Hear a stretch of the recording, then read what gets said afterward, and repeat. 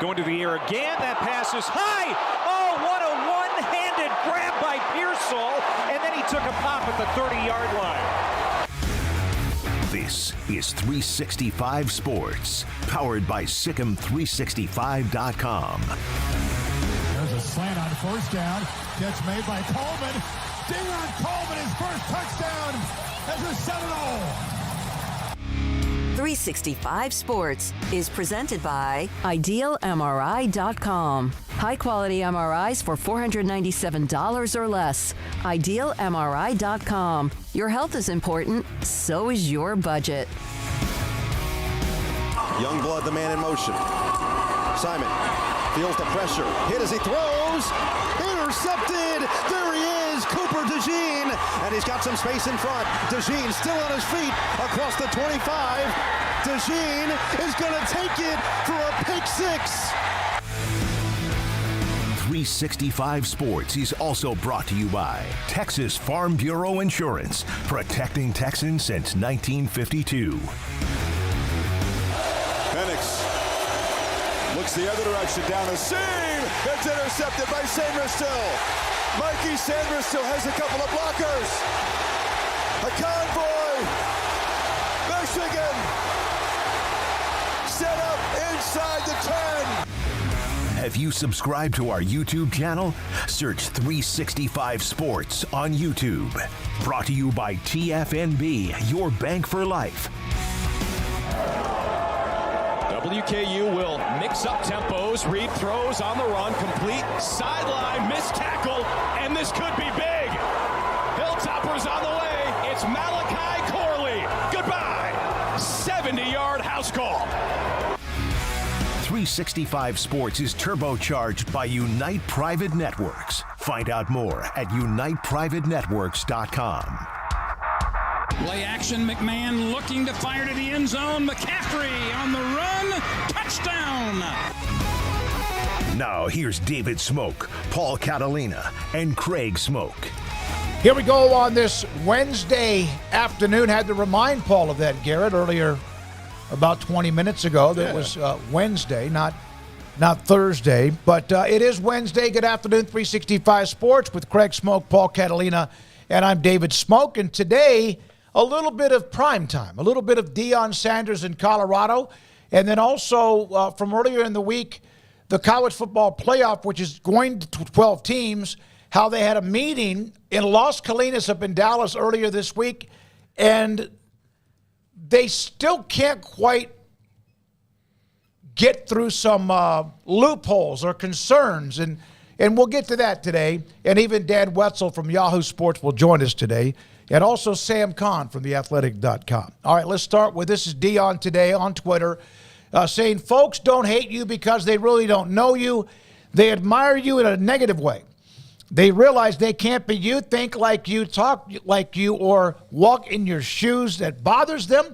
Always smile when you see them because that makes them admire you so much more in that negative way. Now, this all is part of what Deion thinks anyway, and I actually think he's done a pretty good job at Colorado. The record last year, I don't know what the realistic, I guess, expectations were. He put them on the map even with the terrible ending of losing 8 of the last 9. But this comes down to Max Olson, theathletic.com, who joins us most every Thursday, wrote an article and checked in on all, or not all, a lot of the former players who were let go or asked to leave or just had no communication. They decided to hit the portal and have, in some cases, enjoyed where they are, had success, and some are still looking for a way to play college football. So let me ask you this. I think that Deion's polarizing. I like him. I like the way he sounds. I don't always like the way he may coach, but I like him. Paul, is this, no matter what, portal or not this year, not quite as much, although it's just May 1st. What do you think it is about Deion? People root against him because they are thinking about who he was at prime time, or he's too glitz and glamour, what? Yeah, I think people made up their minds on Deion before he was ever a coach. I mean, this is not like he's just now famous. He's been famous for a very long time. And because he's not only a coach but a celebrity coach, people are going to fall into one or two camps about him as opposed to being kind of in the middle and let's see what happens. That camp is one I'll call the Craig Smoak camp. Craig's very much we'll see what happens, like whether I need to be excited about this or not. I think I've been very fair to Deion. I haven't taken the cheap shots. I haven't gone he's an attention getter, and a lot of people talk about him probably more than they need to because people will watch you talk about Deion because he's so polarizing. And I don't choose to do that, and I choose to just say, let's see what happens. And that's not the thing to do. I understand that. That's not what I probably should do. But that's where most people live in these things, right? Is on one side or the other, and not kind of like, well, we'll see. I mean, look, if Deion hauls off and goes 9-3 in the Big 12 this year, then guess what? What he's doing is working. And, so we'll see what happens. I think, though, my personal opinion is that Deion needs to get beyond the place, and the way that he does that is by winning, where he's got to be constantly on defense mode. Like, yes, Max wrote this column about, these guys who have all left and have gone, and he got their perspective. That's their opinion. I don't think this was a hit piece on Deion at all. I just think this was such a unique situation, even at a time where people are sending out people in the portal. Deion sent 53 dudes out of the program in a matter of months to flip over the roster and all of those things. So asking the questions to a good chunk of those 53 is interesting in the college football space. Deion has to go not be on the defensive. His kids absolutely don't need to say anything about it. Don't need to say anything. Look, if one of those kids' experience with Deion was negative, well, that was from his perspective, and maybe it wasn't from Deion's, but that's just how it's going to be. Yeah, I mean, shout out to Xavier Smith. I'm glad he landed at UTEP. Wish good landing spots for everybody. I think Deion is just such a polarizing guy that it's popular to criticize the guy because there's a large army of people that are right there to take up arms with you and go, yeah, he's a punk and he's not a good coach and he's going to fail at Colorado and this and that want to see him fail. There's a large crowd that wants to see him fail for whatever reasons. And then there's the crowd that Deion walks on water, and a bunch of them are going into their second year of ever being Colorado fans, a lot of them. And then there's some that just no matter where he goes, they're Deion fans. They're not the brand fans. And so those two parties clash a lot, and they all get a lot of attention both ways. And so there's just this huge conversation that continuously goes on around him and his program, and especially when they're not doing well, like they didn't do well last year. And he has to eat words, and I know he probably, I never eat words, whatever he would, but whenever things aren't going his way or they look like they're a little off, his side doesn't say hey, maybe we made a mistake. They double down and you're wrong, and let's quote Bible verses and tell you why you don't matter to us and why you are garbage compared to us. And so that ruffles feathers even further, and they kind of ramp it up themselves, I think, in that regard. And then even when he does things well, there's another side's not going to ever acknowledge that or give him the chance to ever just do something and not have it be like this big thing that we debate and criticize. So it's going to be a fascinating tug of war between those two sides this upcoming season when you have to lay the results out there actually on the field, because he's either going to rise and they're going to be a better team, or he's going to give that side that loves to poke holes in the aura that is Deion the coach, he's going to give them a lot more ammunition like he did down the second half of the season last year. So I think in this particular case, Xavier Smith or whoever else has every right to sit there and talk about their experience, and they owe Deion and company absolutely nothing. And technically, Shadour Sanders or anybody else in that team has every right to go onto Instagram or whatever other platform and talk. But if Quinn Ewers was out there dogging on a Texas wide receiver and all his other teammates, I don't even know who that is, or any other quarterback for that matter, I think it would be a big deal. I don't think it's just that it's just because it's Shadour. I think it's because your starting quarterback typically doesn't behave that way, especially when you're not all that to begin with. Y'all weren't good last year. You were good for a month, and then you completely flamed out. Now, was that on Shadour necessarily? Not entirely. So, this is a prove-it year. I think you got to prove that your system and the way that you're designing this team is working. And I think, there's a lot to look at in the build-up to it as we look at all teams and we flesh them out and we talk about them for months on end. There's a lot of reason for concern when you got 50-plus guys in the portal. And you're talking about being better this year. There's reasons to believe that that's going to be kind of hard to do when you have so much roster influx. And where does that roster influx result from? It results from your decisions and your attitude and your behavior. And when Shador's sitting there knocking a guy who basically you just pushed out the door and is saying like, hey, man, I just wanted to be like human beings and y'all just treated me like garbage, and you react the way Shadour did, it's going to rile people up even further. So it's got all the makings of being a hot social media mess, and that's what it is more than a winning football program at the moment. And I wonder when the latter is going to matter more than the former. But right now, Colorado is a social media program much less than it is a championship-winning program. They lost, 8 of the last 9. Had a great start, beat TCU, had played for the national title. That ended up being not quite what everyone thought, but it was still a nice win. Then they thumped Nebraska, beat Colorado State in an unbelievable game. I remember staying up really late that night to watch the end of that game. Would we be talking about Colorado football if Deion wasn't there? No, of course not. Yeah. Or Shadour. I mean, it's the combination. It's him and both of his sons, and the fact that they're so outspoken and they're so famous, and so there's a lot of attention that other people just don't typically get. And I challenge anybody to name like the last 2 or 3 Colorado quarterbacks. I bet most of the country would have a hard time doing that, right? So this is a different kind of star power that's in Boulder now. And that's absolutely why we're talking about Colorado. It has nothing to do just necessarily with what Shadour said or what Deion has said or what Deion has done. There would be articles written about it at any program if there's 50-plus players in the portal at back-to-back years. Yeah. GJ got some heat, but he's just not Deion Sanders famous. So, it absolutely is magnified. I don't think you'd see all the media guys. I asked one time about there's a media guy who I feel like every time I see him, he's like knocking Deion for something or poking. And I asked Paul one time, I was like, did him and Deion like have a thing at one point? Because I'm just trying to figure out like where all this animosity comes from. And so I don't think that was the case. I think it's just been built up or whatever. But there's a lot of people that get rubbed the wrong way, and they have their opinions on social media and their shows. And there's a lot of people that are Team Deion, and they'll push back on that. And so, I feel like it revolves around to the same basic thing: winning.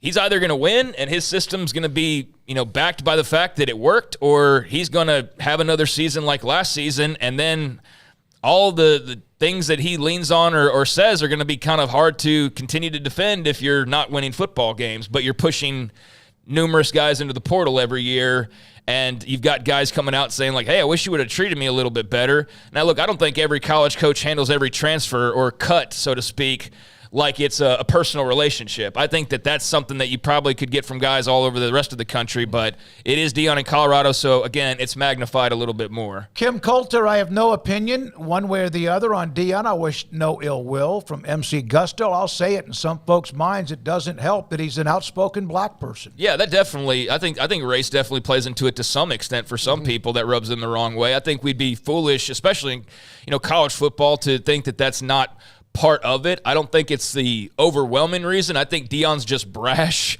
and that's a lot of it.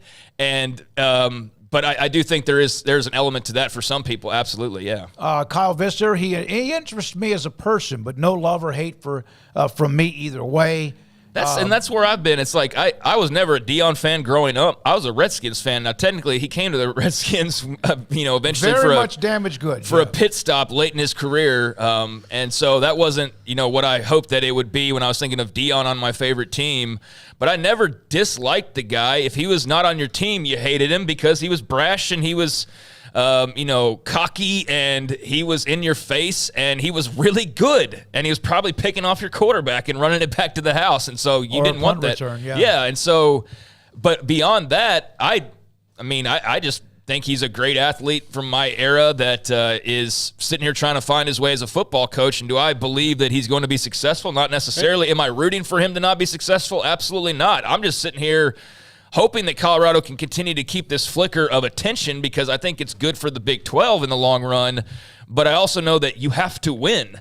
Otherwise, it just becomes a story about losing, and nobody cares whether you're Deion or not after a while. So, I'm with most people in that. I'm kind of down the middle. I do think, though, a situation like the Shadour comments yesterday, I just think that's a bad look. And he's going to have his own opinion and all that. I just think it's a bad look as a leader. And I think that could be handled differently than to put a guy on blast like that, especially when he's opening up and he's not taking personal shots. He's just kind of like, if anything, trying to teach you a little bit of a lesson maybe of like, hey, I know you got to do what you got to do, but like, could you maybe handle it a little bit differently? That's how I read it anyways, and they chose to take it, to basically be a thing where now they're going to knock the guy and treat him like he's a nobody. And I don't like when people do that. I don't like when people try to act like they're above it. So in that way, it's easy to see why people got rubbed the wrong way with that. Clint Moses, Oregon State fan, Clint. CU fanboy saying that Athletic article was written by a Nebraska alum and Max Olson. Max Olson's a pro. Yes, he went to Nebraska-Lincoln. I don't think Max Olson wrote the story to help Nebraska football any or to take a shot. I thought the article was interesting. When I read it, in fact, I believe I sent it to everybody, or text or whatever. I thought it was very interesting. That doesn't mean I believe everything that everyone said that was a part of the program that was released, no matter how or what conversations there were. To me, it was like, oh, damn, that's a good idea. So there we are with that, and I just wanted to start that off with today. Now, Brian Howe, he covers Colorado. Put this up, and we're not going to read all of this, but this is one of the things he said. Athletic got what it wanted with the story, but was there a need for yet another story on the players who moved out of the program a year ago? No, let it go. All right. Hold on. I had not really seen very many articles about those who had been released from the program. And talking about any coach hired by an irrelevant program off 111 doesn't immediately try to change the culture, and the roster isn't doing their job. And then he goes down the list. Now, Brian covers Colorado. We've had him on the show numerous times back when realignment started, and then also throughout the last season or two. Yeah, I like Brian, and I think he does a good job with the coverage, and I can understand when you're on the beat, you kind of maybe take things a little bit more personal. And I think that, number one, I don't agree with that at all. Don't tell reporters to let it go. They write about whatever the hell they want to write about. Yeah. And it's not your job to tell people what to write about, or especially in light of it being because it's anti-Deion. Like, if Max Olson wants to write, or anybody else for that matter, about Deion in any way, shape, or form, that's their right. So I don't agree with the approach on number one, because I just feel like that's not really your job as a media brethren to sit there and tell somebody else what to be writing about. Number two, yes, he's absolutely right on that. I think everybody expected change. They got change. They just maybe got more than they bargained for. Three is within that same way as well.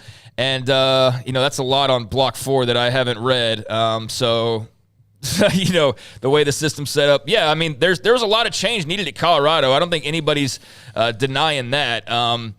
And certainly to his last point, yeah, there are players that go away. Like, we know of a Baylor player that got a lot of media attention who was a walk-on, who got a little bit over his skis and started acting way bigger than his britches ever fit. And to the point of he kind of started lying in the media to get attention. Mm-hmm. And it was a really bad look. And I think everybody just chose to ignore him, to just let it basically go away. But there are certainly spurned players who can be bitter.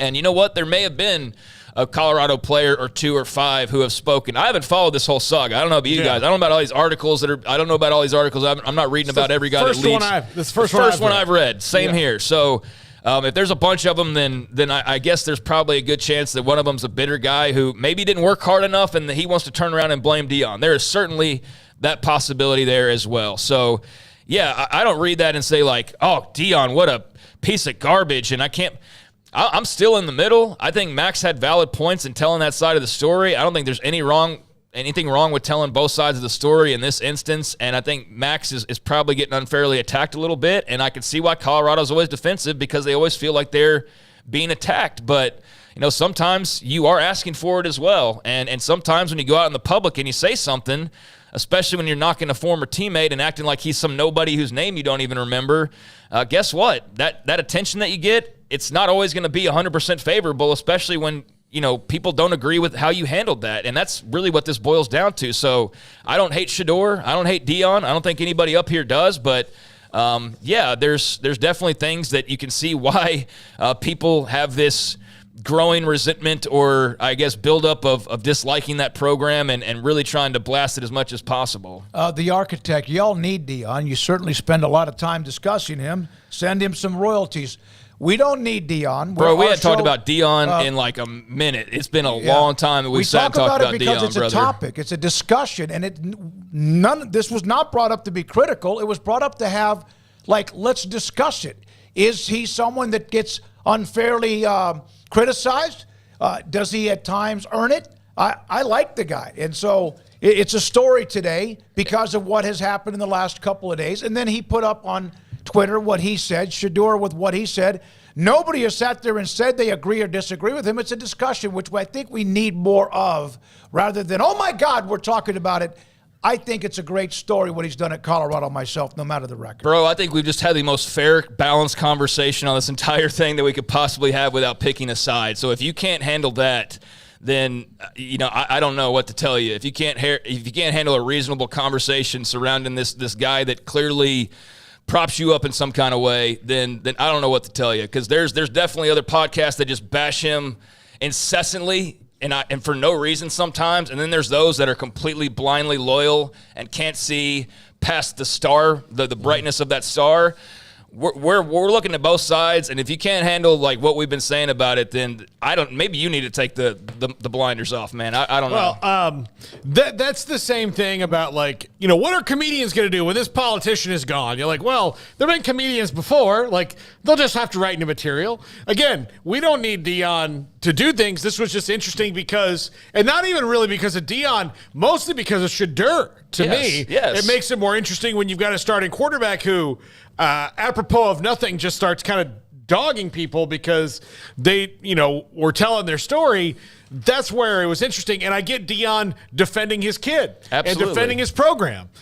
It's just a unique situation. And the reason that Deion is interesting and topical is because we've not seen anything really like this before, which is why the column was interesting. Yes. Because it went in depth with not the guys who went to Colorado, the guys who day one, look, coaches all walk in and say, here's my plan, and they maybe don't make it as entertaining and they don't video it and put it out on YouTube. When he had the first meeting, he said, some of you who are sitting in here today won't be here when we come back for camp. And there's for some that were they clutched their pearls. He very clearly said this, I'm bringing my own bags, and they're Louis, okay? That was not necessarily the case.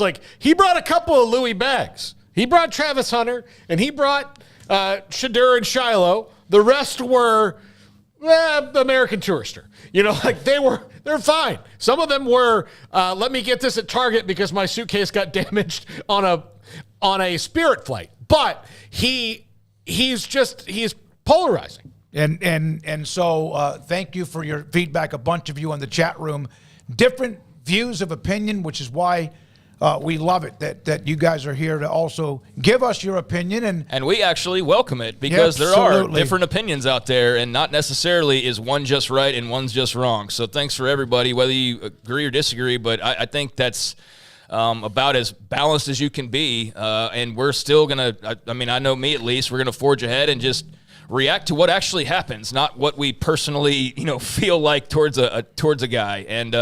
And I think we made it clear we don't feel negative towards Deion Sanders, but it is an interesting article.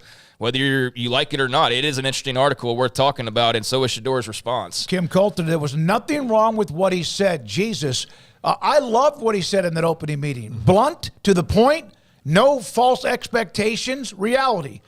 You can like the way he goes about doing it or not. We will come back and get Dan Wetzel's opinion on it from Yahoo Sports. Also, his thoughts looking back at the NFL weekend, what Detroit did, and even the college football playoff. Are they ever going to agree on exactly how to go about doing what they do? Dan Wetzel, Yahoo Sports, next on 365 Sports and Petty Clinic, LowT.com. Dr. Kent Petty can help you become the high-performance man that you want to be, need to be, and used to be. What do I mean by used to be? 1 out of every 3 to 4 men have symptomatic issues of low testosterone. That starts to creep into your body and your, I guess you'll say blood work, usually in your mid to upper 30s, and it could even never do it. That's why 1 out of every 3 or 4 men have symptomatic issues of low testosterone. Sex drive's not the same. Energy's not the same. Sleep habits aren't the same. You've gained a little body fat, and yet you're very active and have a good diet. That's also what can happen with low testosterone. Dr. Kent Petty and his staff, contact them on the website, pettyclinicalot.com. Tell them I sent you. They will then set you up to get your blood work. They'll take care of that for you, get the results, and if your testosterone level is too low, they can put you in a program to increase your testosterone level so you can become the high-performance man you want to be, need to be, and used to be at pettyclinicalot.com. It's the season to rev up your drive with Alon Samuels with the new Dodge Chrysler Jeep Ram in Waco. Your ultimate destination for unbeatable deals and top-notch service. Looking for a reliable ride to conquer these beautiful spring days? Look no further. The powerful trucks and sleek sedans are the perfect SUV. We've got the perfect vehicle to match your style and budget. Over 300 new vehicles to choose from. Now's the time to make your move. Enjoy special discounts, low financing rates, and incredible incentives. But hurry, these offers won't last forever. Alon Samuels in Waco. Come by. Let's be friends. Stepping into the boots of a U.S. Army officer can add confidence and leadership skills to your son or daughter's career path. See all the things they can achieve in our boots at GoArmy.com. U.S. Army Waco Recruiting Company, 254-598-8131 or 254-776-1543. At Ideal MRI, we feel blessed to be part of the Waco community. We're a small family business here in Central Texas. At times like this, the cost of healthcare has never been more important. And unfortunately, significant illnesses and injuries still occur. And that's why Ideal MRI is open and here to serve you through this difficult time. So if you need an MRI, ask your doctor about Ideal MRI. You can schedule online in minutes at idealmri.com or call 833-IDEAL-MRI.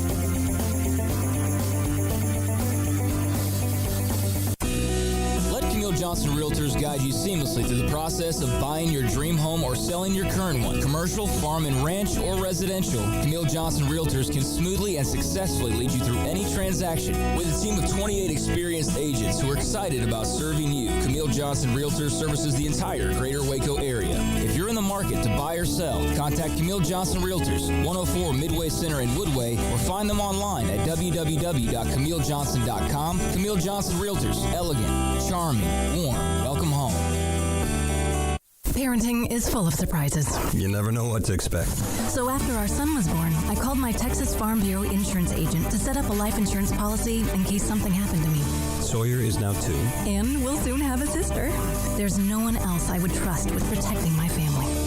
Stop by and see our agents at one of our 3 McLennan County locations. Coverage and discounts are subject to qualifications and policy terms and may vary by situation. Baylor alumni are more than 160,000 strong. When we all join hands to support our university, we don't just move the needle, we move mountains. Working together, we create life-changing opportunities for students on the field, in the classroom, in the laboratory, and in life for generations to come. So get connected, get involved. Learn how at baylor.edu/alumni. Let the journey to financial brilliance begin with Genco's limited time offers. Max your earnings with a Kasasa cash account and get paid monthly with a 4.25 APY. That's $425 annually. Then invest in a 13-month share certificate and earn 4.9 APY. That's $529. Earn cash and outshine the rest. At Genco, we offer you the sun and the moon. Kasasa based on average daily balance of $10,000. Certificate based on $10,000 investment. See GencoFCU.org for details. NCUA.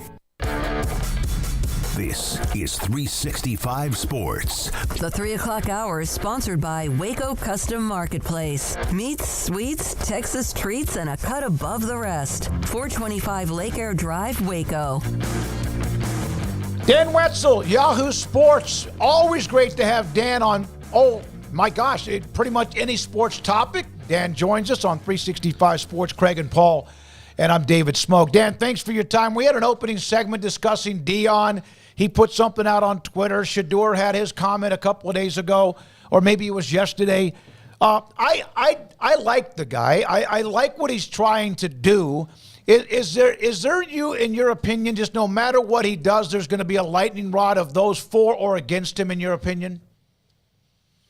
he's definitely hit that stage of the game, which I would add probably always been his thing, and I find kind of entertaining, and I don't mind for the sake of college football to have some characters that inspire passion one way or the other. But like clearly, I think I saw the other day, it was like the spring game attendance at Colorado was only 28,000 this year. And it rained, and people were like, oh, see, they don't care about it. And it's like, it's still a pretty good number. And like, this is Colorado, not Alabama. And, you know, it's whatever he comes up with is going to be fiery. You know, would I recommend any college football coach to go on Twitter and argue with players or critics or anyone? No, I would not. I don't recommend anybody go on social media and fight with other people or get all upset about it or whatever. You're Deion Sanders. You're prime time. But hey, he gives us something to talk about on May 1st. So I'm kind of a content vulture. I'll take it. I'll take it. It's not the worst thing in the world if he's standing up for his program, I guess. Yeah, Dan, and I think in this particular conversation the last like 24, 48 hours is getting lost is Deion didn't make those comments. Shadour did. And I think that's what kind of some people are reacting to is just it's odd for the starting quarterback to be on his spaces, you know, dogging a former teammate. And it's created this conversation of like, is that cool or is that kind of out of bounds? But it all goes back to Deion, obviously, because that's his son, that's his quarterback, and he's got to defend him. Yeah, and I think for Shadour, you know, again, they can all do what they want. Sure. You're trying to get the job as the number one draft pick next year. And this is the type of stuff an NFL team goes, all right, wait a minute, what's this?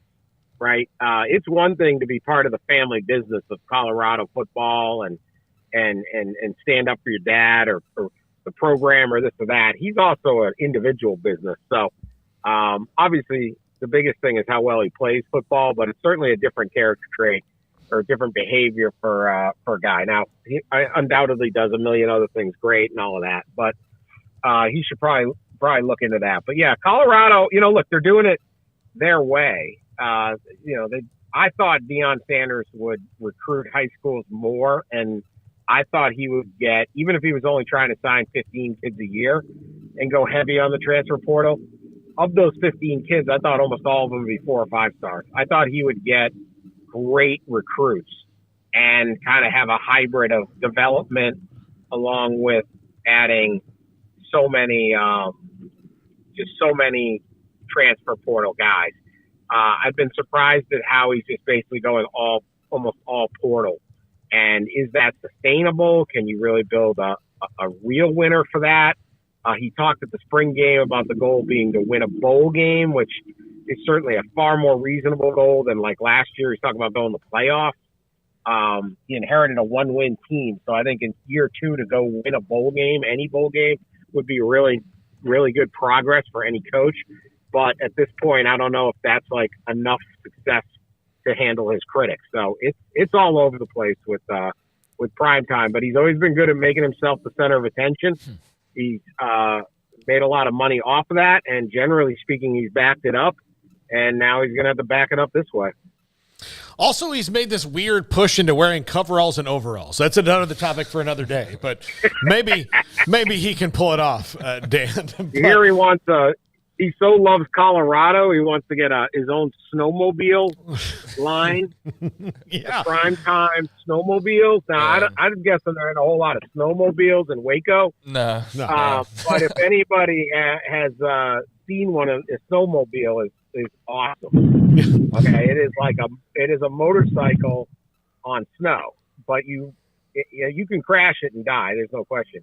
But generally speaking, they're pretty safe. It's like a ski-doo or something like that, right? Jet ski. Mm-hmm. I think a Deion Sanders snowmobile would be awesome.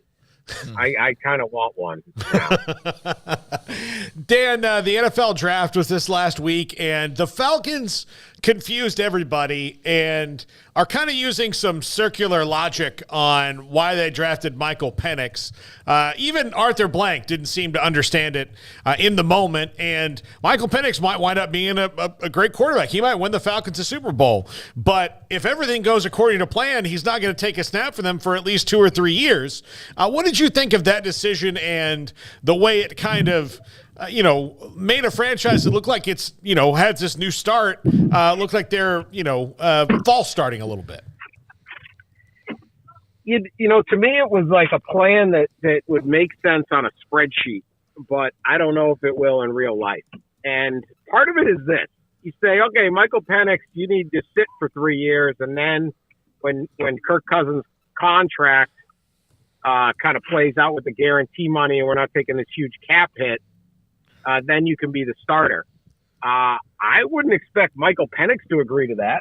I expect Michael Penix to say, yeah, I'm going to try to win the job on day one. This is a 24-year-old quarterback who's played 6 seasons of college football, lifted Indiana to heights they hadn't found before or since, and then led Washington to the national title game. This is not 21-year-old Jordan Love showing up from Utah State saying, I'm going to need some seasoning, and guess what? The starting quarterback right now is Aaron Rodgers, who's just going to be going to win the MVP. Like, I don't really have a chance of winning that job. I think of all the people immediately tuned to Cousins and said, well, that's not fair to Cousins. He was expecting they'd use that number 8 pick, and all that Falcons were on a edge rusher, or trade down to get 2 guys or some weapon that could help them out. I mean, they could have got Roma Dunze if they just wanted to keep the pick and go offense. They don't really need another receiver, but had they done it, I'm sure Cousins would be happy. I feel like they mostly were unfair to Michael Penix. You don't become the number 8 pick in the draft and go, I don't want to play. I want to sit until I'm 27 years old. Mm-hmm. Like, if you're Michael Penix, you want to play, and I think he's going to try to do everything he can to get out on that field. And this brings a whole different element to the deal. Why is there not a quarterback controversy? There wasn't in Green Bay when you have Aaron Rodgers that's won a Super Bowl and won MVP. Kirk Cousins is the new guy. He throws 2 picks in some half, and the Falcon fans are going to say, where's Penix? Maybe Penix shows out in the preseason or something. I just don't think in reality on a spreadsheet you figure everyone's going to accept their role and this is just going to work nicely. I think the human element here is going to be really interesting. Dan, correct me if I'm wrong, but aren't you based up in Detroit or around Detroit? I am. Okay, so what were your thoughts just as a native, so to speak, on the whole event? I was in Detroit for the Super Bowl when they had it years ago, and it was not, the greatest, place in the world, I guess. It was not some of the other Super Bowl locations, let's say that. But, man, it seemed like a hell of an event this past weekend for the city of Detroit. Well, it's the Paris of Southeast Michigan. So it's undeniable, beautiful. Now, I think the thing about this draft, which was really great for Detroit, was that it just showcased how far it came. And I think you're a perfect example of that, having been there in 2005. I mean, they were hosting a Super Bowl. The city was so far down then that they were like wrapping buildings to make them look like they weren't abandoned, and it made fake storefronts so it looked like this block was occupied even though it wasn't. And the mere fact they didn't have to do that anymore shows how far downtown Detroit has come. And there's new skyscrapers and new condo developments and new restaurants, and the city looks nice at night and all of that. And for a city like Detroit, every city's got good sections and bad sections. The story of Detroit was always just the bad sections, and now it's at least got a vibrant downtown that wasn't there before. So I find these things funny because they always talk about like the impact of hosting these events and the publicity you get. And it's like, how much publicity does, Los Angeles need, right? Kind of everybody knows what it is. for Detroit, I think there really was incredible value that people all over the country looked and said, Detroit, maybe next time the Cowboys are playing up there, I'll go and follow that game, or maybe I'll check it out in the summer when the weather's nice or something. So there was a lot of civic pride in how it all went off. Yeah, I thought it was a big deal in a good type of way for the city. So that was cool to see that.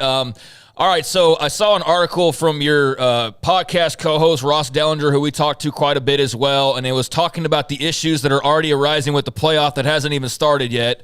And a chief amongst those from the, I guess, SEC perspective, Big Ten perspective, is that of rematches, Dan, in the first round potentially, and trying to avoid those, which is just kind of peculiar to me, because then it sounds like you would have to rig things a certain way and not just do it based on honest seeding. But when each conference is now going to have like 25 teams in the next couple of years, it feels like anyways, and you're resorting down to basically 2 or 3 conferences, and you've got a 12 that will probably be 16-team playoffs sooner rather than later.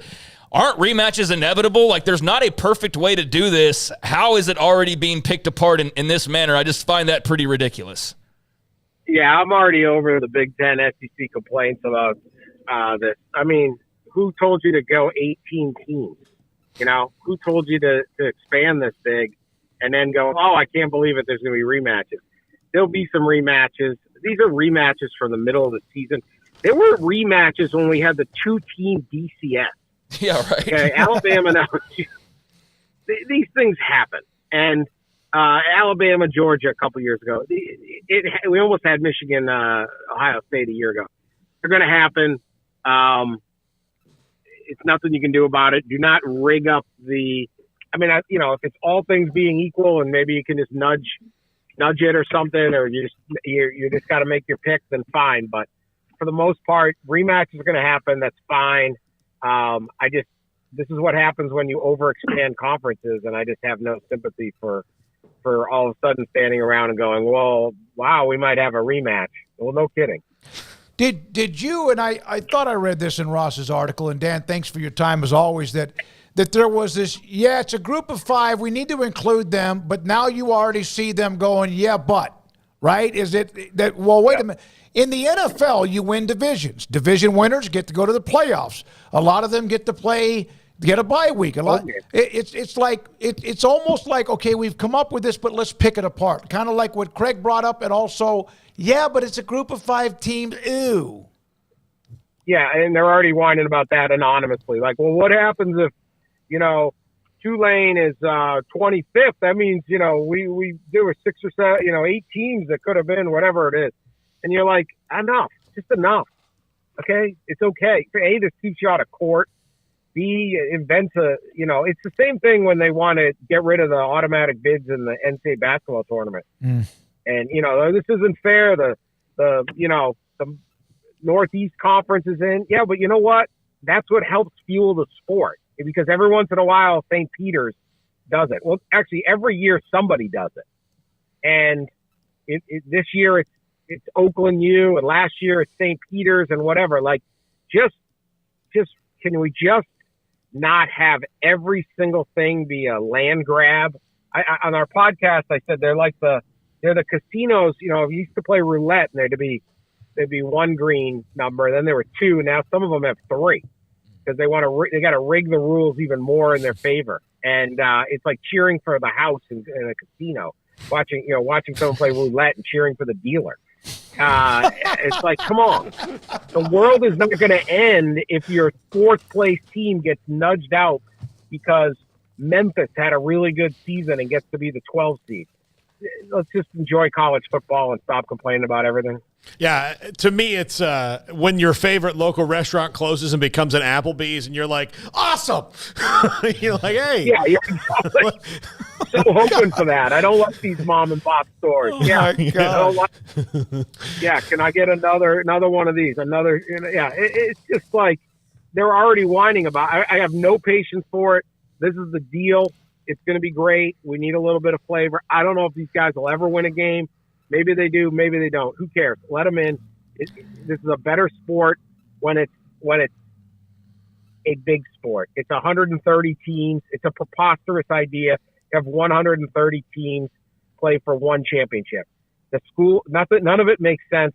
Embrace the chaos, and it's all right if we give throw a bone to the other, 80, 90 teams to get a chance to have one of you get in this tournament. And who knows? Look at if Tulane ever gets in or Tulane ever gets in and wins a game or whoever it is, it'll be so exciting and so shocking, and it'll blow what the Oakland U and the Abilene Christians and those out of the water, the publicity. It would be absolutely amazing. Last thing for you, Dan. I know there's topics that we could just rehash constantly, kind of like the college football landscape, college sports landscape, trying to find solutions. That's easily talked about every single day. But this latest framework that was thrown out there just a couple of days ago, have you had much time to digest that? And in general, is this just another idea that comes and goes, or do you think there's actually some meat on the bone and getting some settlements and maybe getting some less noise over the next few years at the very least?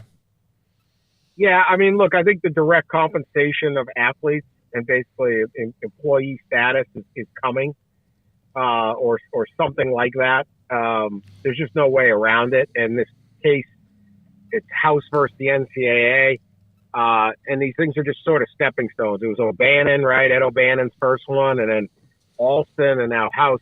And they really got them where the NCAA, a lot of these schools that feel the need, they will have to settle. Now, others say that they shouldn't, but it's basically, if you lose this case, you owe the previous 4 years of NIL payments to all of the athletes that were prohibited from getting it. And so that number could go into the billions. So they kind of have that as the stick to say settle and allow direct compensation of the athletes. So this is going to be a process. At the end of the day, these guys are going to be employees or something very close. They're going to have a union or some kind of group to negotiate against, and that's just where we're headed on it. I don't know how to get they had many, many years to come up with a system that wouldn't lead to this, where courts are deciding it. But they didn't do that. And the courts have shown absolutely no sympathy for the concept of amateurism or the NCAA or any of these schools. So you're running a real risk of just losing and losing and losing. And so eventually we're going to get to that spot. And some of it will be, people complain, hey, every year these guys are transferring. Well, you can sign them to some kind of deal. You got to stay 3 years or this or that, or you could settle some of the problems that are driving, I think rightfully, fans upset or at least, frustrating them with like, well, I like that guy on my team. I don't want to see him leave. There's certain positives that will come out of it, I think, for everybody. Dan, as always, thank you very much for your time. We appreciate it. We covered so much. Dan Wetzel with us, great national writer for the Yahoo Sports on 365 Sports. Yeah, unpacked a lot of stuff there, and it's a pleasure to always talk with Dan when we get the opportunity to do so. So, yeah, interested to get his thoughts on a variety of different things. I saw this from Ross Dellinger, who he is a co-host with, but Big 12 Commissioner Brett Yormark speaking to reporters after league meetings in Phoenix says his league Baker about it. As I'm about to tweet out at Craig Smoak, he said this before, and I still don't agree with him. That's my feelings on it. It got to the point where he was such a breath of fresh air and kind of came in with that pit bull mentality and what he's created as far as ideas and revenue. But that doesn't mean we have to agree with every one of his decisions. No. The Mexico game with Kansas and Houston, of course that's not going to happen, or maybe at least not initially. That doesn't mean that everything he does touches gold, right, or turns to gold. He's not Midas. Yeah. He's not Midas, even though he was kind of early on. It felt like everything he was touching was turning out the right way for the conference. But yeah, the Mexico game, I could understand the thinking and the imagination behind that and the thought process behind that.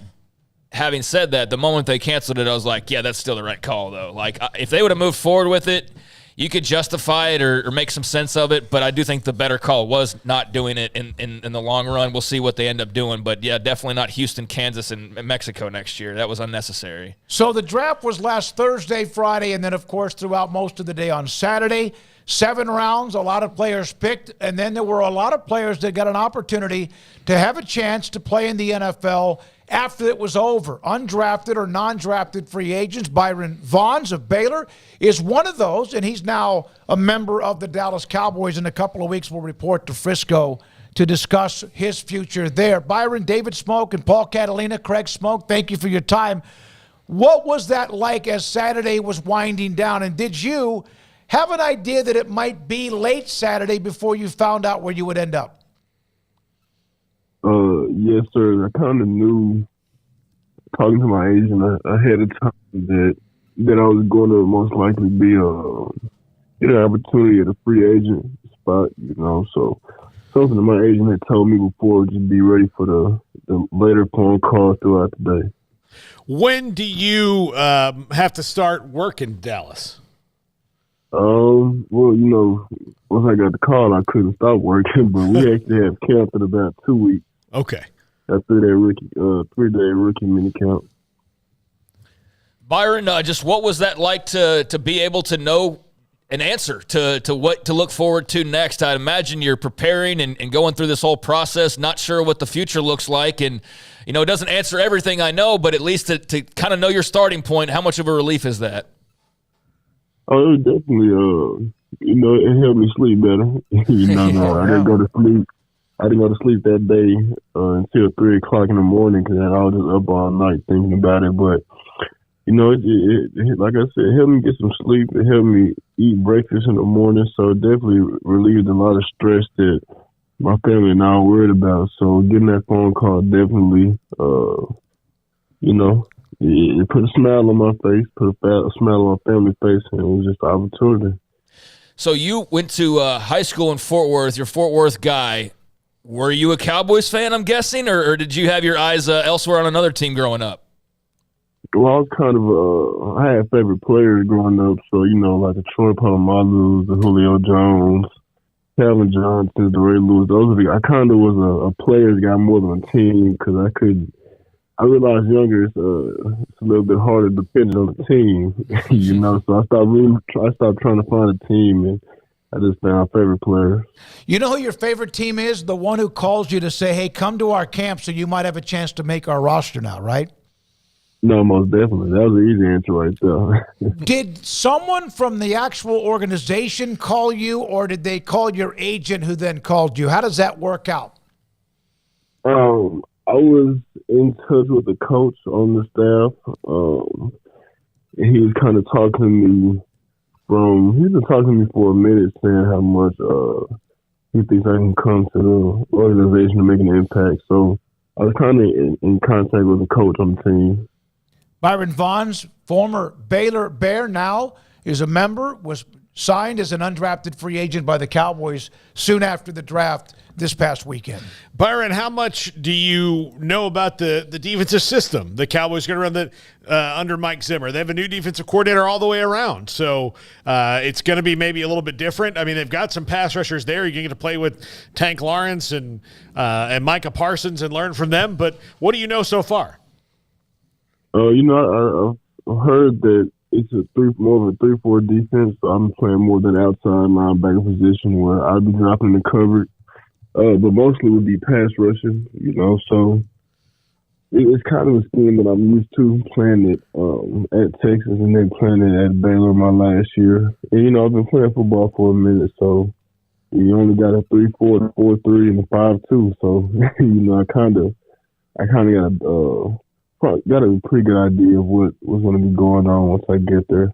All right, so you're in Waco, I believe, or are you in Waco still?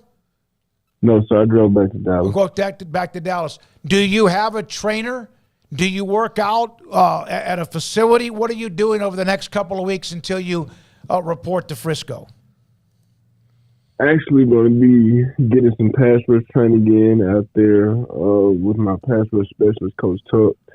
And I'm going to be working out with APEC on the west side of Fort Worth, an organization I was working out with when I was in high school, So getting back with those guys and being able to get some pass rush work. So, I'm going to be busy. So I kind of consider it 2-a-days now because I'm doing pass rush, football work. I'm doing explosive workouts with APEC. Byron, APEC was owned by Bobby Stroop, and I think he sold it. He's been working out and has done a lot with Patrick Mahomes when he was in high school in East Texas and also college at Tech and then with Kansas City. Did you know Bobby at that time? Did you ever run into Patrick Mahomes when he was at the facility up in Dallas and Fort Worth? There's a lot of athletes that have used them. Yes, sir. He's Bob is actually Mr. Stroop is definitely a great owner and a coach when he was, at APEC, and I did get a chance to, Patrick Mahomes is kind of in his own lane when it came to training. He probably paid a few more bucks, get the personal training. So I did get to witness some of the stuff that Patrick Mahomes was doing, and it's kind of a reason he can maybe do a backflip if he's getting tackled and still throw the ball. So Bob Stroop does things that your body probably hasn't done before, but he also gets you ready for those weird positions you can be in on the field. So it's kind of crazy his mindset of training, but if you walk in one of his facilities, you see somebody doing weighted cartwheels. There's a purpose behind it. Well, I don't know if you'll see him or if you'll bump into him again, but he started out with this small metal building right there in Tyler where he was training high school athletes, and then because of the success that he had well before Patrick Mahomes, he now is, of course, he kept growing, including a brand new facility and also the one that's in Dallas and Fort Worth. So I was curious about if you'd bumped into him. Now, correct me if I'm wrong. When you decided to leave Utah State for Baylor, aren't you the one that rides horses and you're a cowboy? Yes, sir. How did all that work out with all of your, I think all of your either livestock or your horses or whoever else that you have as part of your other side of your life? Yeah, so honestly, I wouldn't say I grew up a cowboy. I kind of grew up, I was always playing some type of sports in the summertime, in the winter, in the fall. So I grew up an athlete kid, but I always grew up outside. And once I got to Utah State, I got to meet Johnny Carter. He did play football for Utah State, and he into the portal, but now he's a cowboy.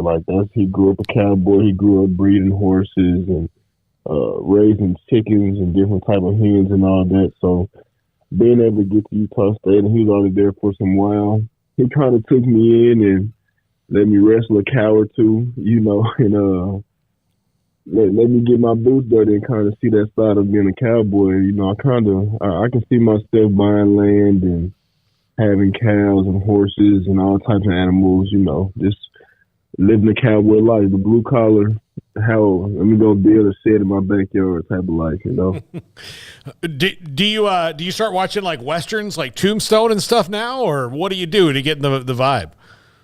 I don't know. It's kind of, like I said, I got to give it all to Johnny Carter. He put me on some music that I listen to. I have a few country playlists that I might listen to in the morning time, throughout whatever I'm feeling. And then, whatever is kind of going on, trail rides out in Fort Worth that I go to. I have I had a dirt bike. Let me say, I can't ride dirt bikes now, but I had a dirt bike, and I would go to trail rides and meet up with some of my friends and, kind of just enjoy that, I guess you could say, cowboy experience with people got horses and, your dirt bikes and four-wheelers out there and quads. So anything I can do outdoors kind of gets me in that cowboy blue-collar mentality. Well, I mean, it's a physicality with dealing with livestock, horses, or whatever. Does that allow you to get away from football, or does that still bring you to competing like you're on the field? Oh, no, it's kind of peaceful. It's definitely very peaceful because, animals have their own personalities too, and that's something that if you sit back and you get to spend time with horses or sometimes even chickens, you'll see some chickens might have a little feisty attitude. Some horses might be a little bit softer, and I kind of look at everything as I'm trying to figure out who you are, because some animals might you're a little bit too smart to be a horse. Where'd you figure that out? So, it's just it's a fun time spending time with the animals, on the farm and kind of figuring out their day-to-day basis and what they like to do, All right, so you report in a couple of weeks to Frisco. It's right there in your backyard. An opportunity here because 32 teams, they had the draft, and then you get the phone call. What are the expectations? What are the legitimate, realistic expectations of what you think you can do? Definitely go in and play on special teams. Get an opportunity to be on that 53-man roster starting off my rookie year with special teams, and when the opportunity comes to present itself, the coaches can trust me.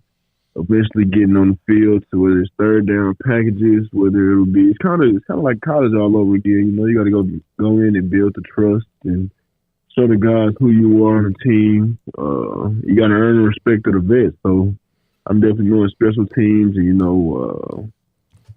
showing the guys at practice. So like I said, whenever I get the opportunity to do what I do, it's just going crazy. So rookie year, a lot of special teams. If we get some fourth quarter blowouts, halftime blowouts, you get an opportunity to get into the game then. Yeah, the rookies make the team usually with special teams. Maybe a couple of the skill position players, maybe not just because of who they are, quarterback, et cetera. But good luck, Byron. It was great talking to you when you made the decision to leave Utah State for Baylor. Happy for you, proud of you. Go take advantage of the opportunity, and we'll stay in touch, okay? Yes, sir. Thank you for the call and the opportunity now. Have a good day. You too. Byron Vons, Cowboys linebacker, undrafted free agent. An actual Cowboy. And an actual Cowboy, absolutely, who's from up in the Fort Worth area. Yeah, that's where they have a whole lot of real cowboy action up there. A lot of the TV shows now are shooting up there as well, like the Yellowstone-style shows, whatever. I lose track. There's so many spin-offs, but you love that. Paul, do you watch that stuff too? Yeah. I've watched here and there. I wouldn't call myself like an avid viewer, but I get it. Like I get why it's so popular, and I like some of what I've seen. It's never like sunk its claws into me, so to speak. But I know a lot of that stuff goes on in Fort Worth, like filming and whatnot. So that's pretty cool that that area's history has been preserved that way. So yeah, is Costner out? No, I don't know. He says he could be back. He's got a massive risk movie wise upcoming with 2 films that he basically spent a lot of his money on, and I think they need to do well for his sake. But they're like big epic Western, like huge action blockbuster type movies. They're going to come back, we hope, by the end of the year, right? There's another November, I think. To me, if he doesn't come back, they got to write into the script whatever happened to him. Which is I think that terrible. maybe he was playing this, hey, I'm Kevin Costner. I don't know about his ego or not. I'm sure he has one. But then all of a sudden the writer goes, hey, no, we're moving on without you. And then he's like, well, I could probably figure it out for a couple of episodes. Well, he finished the movie. So, like, it all kind of worked out the way he wanted it to. And I do think that part of that is, like, he thinks, like, well, I mean, they're not going to tell me no if I want to come back. I will say this about Fort Worth. So, Amanda, not a Texan, as you guys know. When we have people visit, we go up to Fort Worth all the time because it's the quickest route to the thing that's Texas-y. Yeah. Because people like, you do, and Billy I get Bob's it. And I get it because, like if I went to Miami and didn't have a Cuban sandwich or like, go down to South Beach. See people in bikinis and stuff. Yeah, I'd be like, well, what did I do here? Like, it's like when you go to a convention, you don't do anything in that town. I know we got to consent, but Fort Worth is a nice little, like, here you go. Here's Texas for you. No, it is. That's where they go to shoot the opening views every time the Cowboys Stockyards. the Stockyards. And it's so much, and that's the way it is in Fort Worth compared to elsewhere. But Texas is so much different than like you have the wagon trail and all that. It just seems like that's always the shot of a bunch of Longhorn cattle. When we come back, Sam Kahn, theathletic.com. Paul has his top 5 at the end of the show. We will announce the 2023-2024 20-member team of the Academic All-Stars that we do from the Waco Foundation. That's at some point today, too. And this is 365 Sports. IdealMRI.com, Dr. Rob Maxey and his company inside the Central Texas Marketplace just off I-35 in Waco. It is it's state-of-the-art the MRI and the imaging machine, state of the art. If your doctor, or you have been trying to figure out what is wrong, and so has your doctor, orthopedic surgeon or whoever it might be, family doctor, and they want a better look, a closer look. They want evidence of what is bothering you to the point where you cannot function, you cannot sleep, where you toss and turn. They're going to be able to find out what that is. Your doctor makes the recommendation, referral. Ideal MRI will have the state-of-the-art imaging, and you will get that appointment, and you will get the results, and you'll get the pictures/images and find out, okay, that's what it is. Or maybe it's not. And then they have to, perhaps your doctor goes somewhere else to at least, or another prognosis, so to speak. It's also only $497, which is crazy good. The average MRI is $1,100, $497 every single time. I've been there 3 times, $497, and one time just slightly less than that.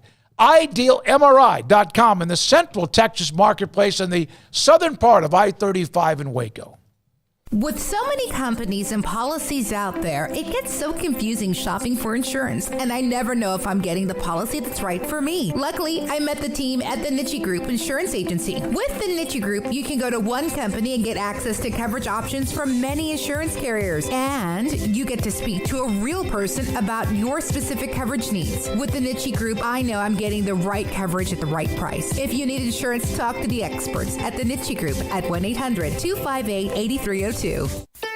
Don Humidor, your home with a 48-foot walk-in humidor with the elite cigar brands from around the world, including the #1 cigar of the year, Aging Room Cuatro Nicaragua. Plus, they have the great brands like Macanudo and Artur Fuente, Rocky Patel, Aston, and so much more. CBD, great for sore muscles, aches and pains, sleep, Vita Dreams, and anxiety, mild depression, general health and wellness. Their staff very knowledgeable on the subject. If anyone is curious about CBD, ask Carol and Ashley. Don Humidor in the Townwest Shopping Center off Valley Mills in Waco. Baylor Scott & White Southwest Sports Medicine and Orthopedics, the team physicians for Baylor Athletics, diagnosing and treating all sports-related injuries, including concussions. These specialists also provide orthopedic services for athletes and non-athletes alike, whether it's knee or shoulder pain, a wrist injury, orthopedic spine care, and even an arthritis and total joint clinic. Trust the doctors Baylor Athletics trust. Baylor Scott & White Southwest Sports Medicine and Orthopedics wants to get you back in the game. Waco Custom Marketplace is your hometown grocery store with a full-service butcher shop and bakery. Hi, this is David Smoak. The butcher shop can take your customized orders for seafood, pork, and poultry and custom cut your favorite steaks from bacon wrap fillets, sirloin steaks, bone-in ribeyes, boneless ribeyes, and even prime rib. Cut specifically the way you want, the thickness that you want. They're all delicious. They have Norwegian salmon, mahi-mahi, catfish fillets, sliced ham or turkey, variety of cheese, and several options of sausage links, and even regular jalapeno or cheese snack sticks, fresh chicken breast or whole chickens, sliced bacon, pork chops, and ground beef, marinated beef or chicken fajitas, and always large briskets and tri-tip available, plus fresh vegetables. So the great product, customer service, and tradition continues at Waco Custom Marketplace, a full-service butcher shop and bakery, open Monday through Saturday. The Bauer family, Waco Custom Marketplace, 425 Lake Air Drive in Waco, or WacoCustomMarketplace.com. Carry On Solutions is a full-service IT management service provider and provides professional services for businesses servicing clients in the U.S. and globally. They are authorized partners with Microsoft, Quest, Veeam, NetApp, HP Enterprise, and Cisco Duo. Whether you are outsourcing IT services, merging companies, or wanting to tackle cybersecurity challenges, contact Carry On Solutions. We are IT. Call or email Dave at 832-437-0138 or sales at Carry On Solutions. That's CARRION Solutions.com.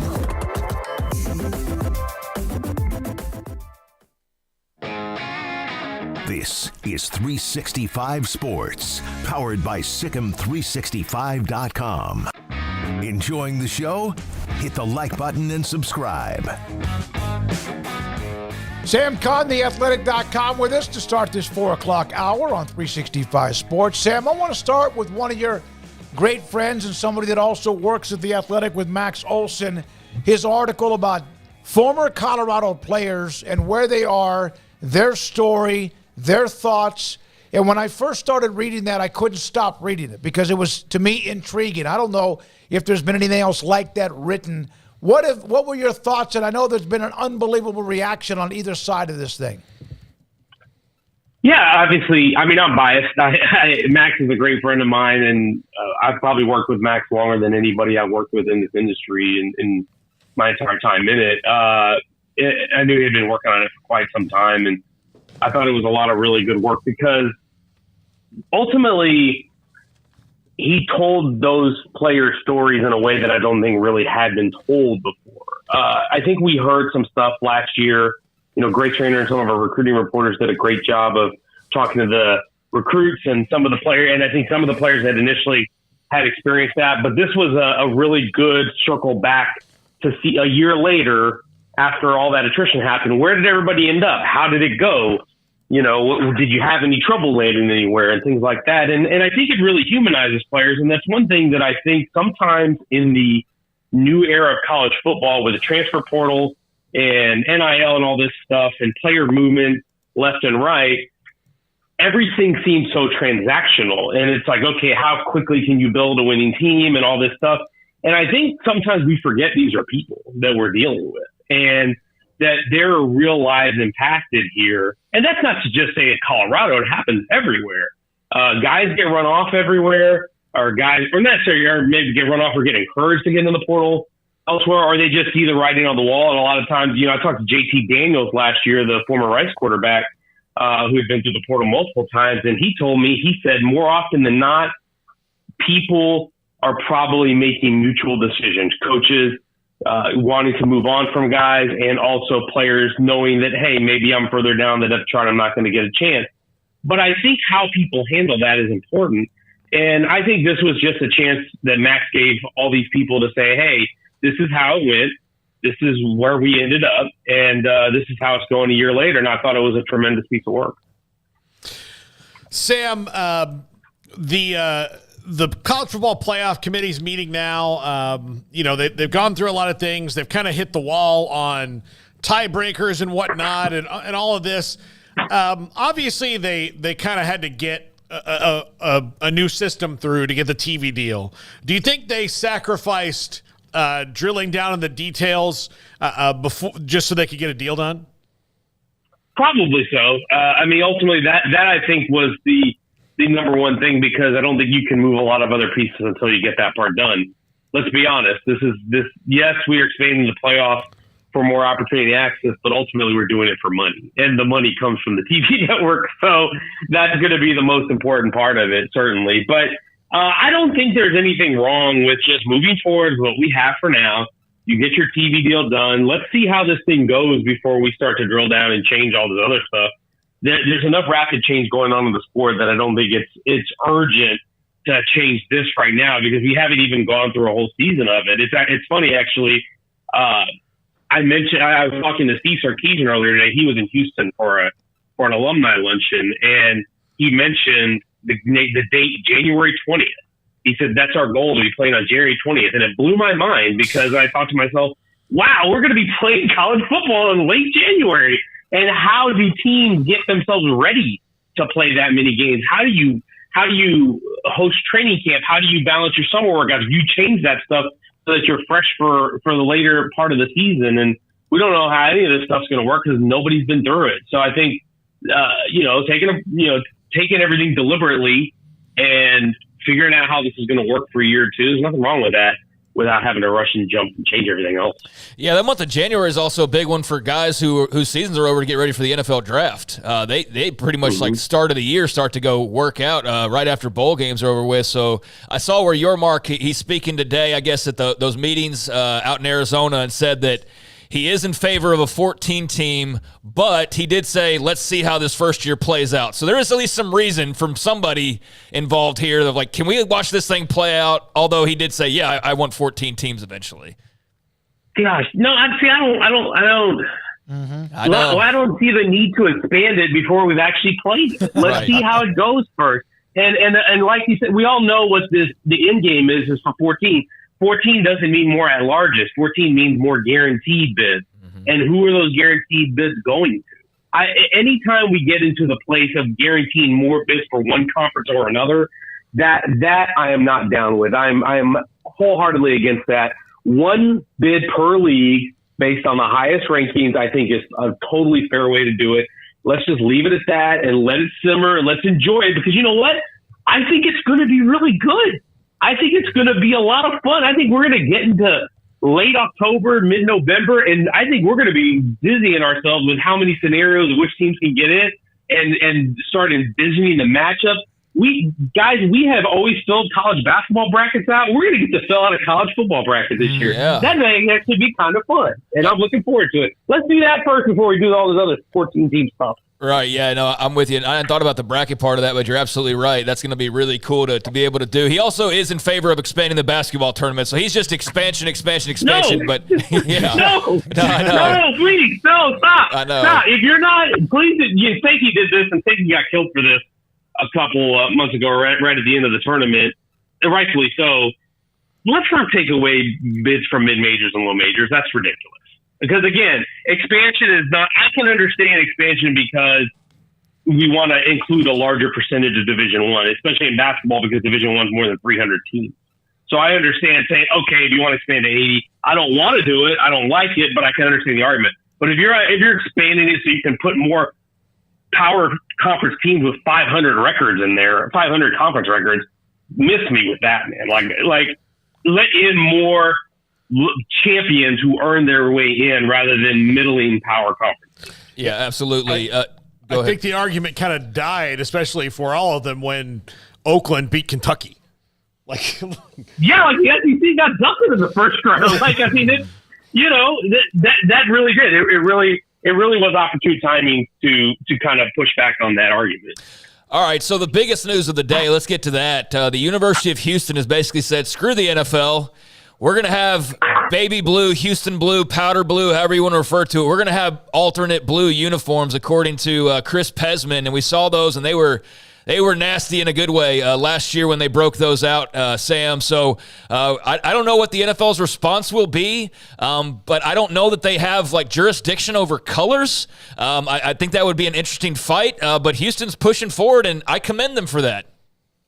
Who cares what the NFL thinks? Exactly. This is a Houston color, okay?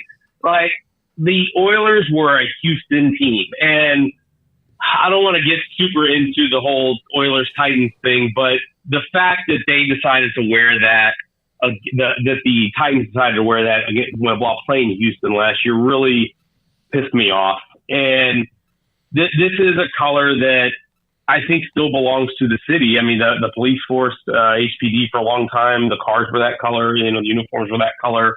I believe it's in the city flag.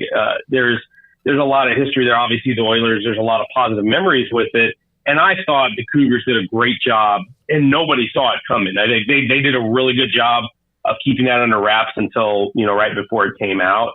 And I thought it was terrific, and I think it got people really excited. And good for Chris Pesman to challenge the NFL on this, because I think that's one thing that too many people are scared of the league because of the power and the money and everything that the league has. But it looks like they, from the sound of it by reading the article Joseph Duarte did, is that they've had their legal team check on all the P's and Q's, and I think the only thing that the NFL could, or that they can really claim against them, is the way the stripes are. I guess the stripes are pretty close to what the Oilers stripes were, so maybe they're going to have to tweak that a little bit, which is fine. Unfortunate, but good for U of H for standing up for it, because I think they generated a lot of excitement last year wearing them. And I'm sure if they're able to move forward with it, they'll sell a lot of merch doing it. And it'll be a really cool color to don out on Saturdays in the fall. I mean, I grew up watching the Houston Oilers, going to Houston Oilers games. And I really do wish that the city was able to keep that branding for its pro team whenever the pro team reignited. But unfortunately, that wasn't the case. And so we have to watch the Tennessee Titans wear that, which just seems wrong in all kinds of different ways to me. Do you think Houston will wear those Columbia blue jerseys often? Will that be a staple, or will that be once or twice a year, because their school colors have nothing to do with Columbia blue? Yeah, I think it would only be like a once a year thing, maybe twice if that, just because the school colors are red and white. And then they also do occasionally wear the black uniforms, which a lot of times for primetime night games that are on national television, they often wear those black uniforms, which I think are pretty snappy. So I don't think it'll be a frequent thing. I think it'll be just another in the arsenal with it. Sometimes they'll wear red, sometimes they'll wear white, sometimes they'll wear black, and sometimes they'll wear the Columbia Blues. And I think all four of them are pretty good. Sam, what do you think Zachary Franklin's transfer portal plans are? I don't know. Where is he going? I haven't heard that name in a long time. Where is he going? Yeah. I mean, he's leaving Ole Miss. He could guess but theoretically, I would think every school in Texas, save for maybe the Longhorns because they've done so much at wide receiver, would certainly take him if he wanted to come back home. But he was, maybe, especially last year when he was in the portal, one of the most hotly sought after guys that went to Ole Miss, and then nothing happened. Right? It just he injured his knee and never got right. Yeah, never got right. Yeah, it's really unfortunate because he was one of the ones that I saw and thought to myself when he made the move. I thought to myself he was going to be one of those guys that went in there, improved his stock, broke out into a 1,000-yard season as an SEC receiver, and ended up being in the draft last weekend. So it was unfortunate to see that happen because he, in my opinion, when he was at UTSA, was absolutely one of the best receivers in the country. Certainly one of the most productive, objectively speaking. I would be willing to bet that Jeff Traylor would take him back if he's interested in going back to UTSA. I don't know if that's in the cards or something that Zachary wants to do. But if you want to go back to the state of Texas, I know Houston just lost Sam Brown in the portal, so that there's probably a spot there. They lost a couple other guys as well. TCU and SMU are programs that also get bounce back guys. Heck, I even wonder if Baylor's a program that would kick the tires on them just because Baylor, I think for a few years, I feel like have been needing to improve that depth in that room. So I think there's a lot of options there, but we'll be interested to see if wherever he lands, if he can get back to the form that we saw him in his 3 years at UTSA. Yeah, he had 100 and some catches or whatever I said yesterday. They had 4, and I know he had some injuries. I don't think UTSA is an option. I think that when he left, I think a door closed behind him. And now other schools, and you're right, he's very talented, and you're right, check on Baylor and the wide receiver position. Perhaps that's an option. But I don't think Zachari's going back to play for UTSA just from my own due diligence. So you did a story. Texas had 11 picks. They went through this wilderness, right, Sam, when it comes to the NFL draft, and they had some years where they completely struck out. Why now, with what Sarkisian's taken, players he's brought in, but also some from Tom Herman and those he's developed, is this just that this is what we're going to expect year in and year out? Maybe not 11, but 6, 8, 12, or 14 draft picks? Yeah, I think we're headed that way. When you look at the way they're recruiting really well, and they're retaining players. You saw this spring window. They lost Terrence Brooks, who was a starter in the secondary, but for the most part, they haven't seen a lot of guys go that they were necessarily dying to keep, so to speak. Obviously, you would have liked in the winter window, you would have liked Malik Murphy to stay, but that's when it's quarterback, it's a whole different situation. But I think Sarkisian, to me, I'm starting to come around to the fact that I think he may be a really well-prepared and well-fit coach for this era because he's got a little bit of the pro background from his time with the Atlanta Falcons, so he knows what that type of player movement looks like and what it means to manage a roster that way. Obviously, he's a really good play caller, and he's a heck of a recruiter, and he's built a really good staff, and they're a really stable staff. They've got the same 3 coordinators now for 4 years, which is hard to do in college football. And the most important thing to me in this equation is player development. And so I look at a guy like Byron Murphy, who was a 3-star, borderline 4-star, not necessarily a slam dunk coming out of high school, and look at how he grew over 3 years. I look at Tavondre Sweat, who was a probably mid-level 3-star when he came out, and look at how much he grew over time, not just in the game, but physically grew, from a physical standpoint. You look at Jonathan Brooks' progression from being the backup buried on the depth chart behind Bijan Robinson and Roschon Johnson. And when he gets his chance, boom, he's going. And he's a 1,000-yard rusher, one of the best in the country. Even Christian Jones, their offensive tackle, I thought he made big-time strides under Kyle Flood these last 2 years. I remember when they first got there, and he was not playing at the level that he did last year. And that's a testament to that coaching staff. That's a testament to that strength staff. And as long as he can keep some stability there and continue to recruit at this level, and then obviously if they win, then you're talking about a team that I think has a chance to get on a run. And if they do that, are going to start producing draft picks at the rate that you would have expected them to when they were recruited at a high level for 10 years and were not putting out those draft picks. Sam, to follow that, did they have to crash and burn to get to where they are now? Because it felt like that, bus audio that we heard was exactly what they kind of needed to, start kind of clearing out the entitled nature of that program. Was that something that they needed 2005 to completely be so far in the rear view that none of the kids coming in thought that they had anything to do with it? Yeah, I think there's some credence to that. And because if you keep winning 8 games or 9 games, or you're in contention, it's like, well, you're going to Band-Aid it. You're going to, fix this and fix that, and you don't really do wholesale changes. And I'll say this, it's not just the coaches, and it's not just the football team. It's also that administration. There was a long time, we talk about all the football failures, but while that happened in the 2010s, there was also upheaval within that administration. The AD, obviously they had interim AD for a long time, but they had the Steve Patterson era, which did not go very well. You had turnover at the highest level as school president.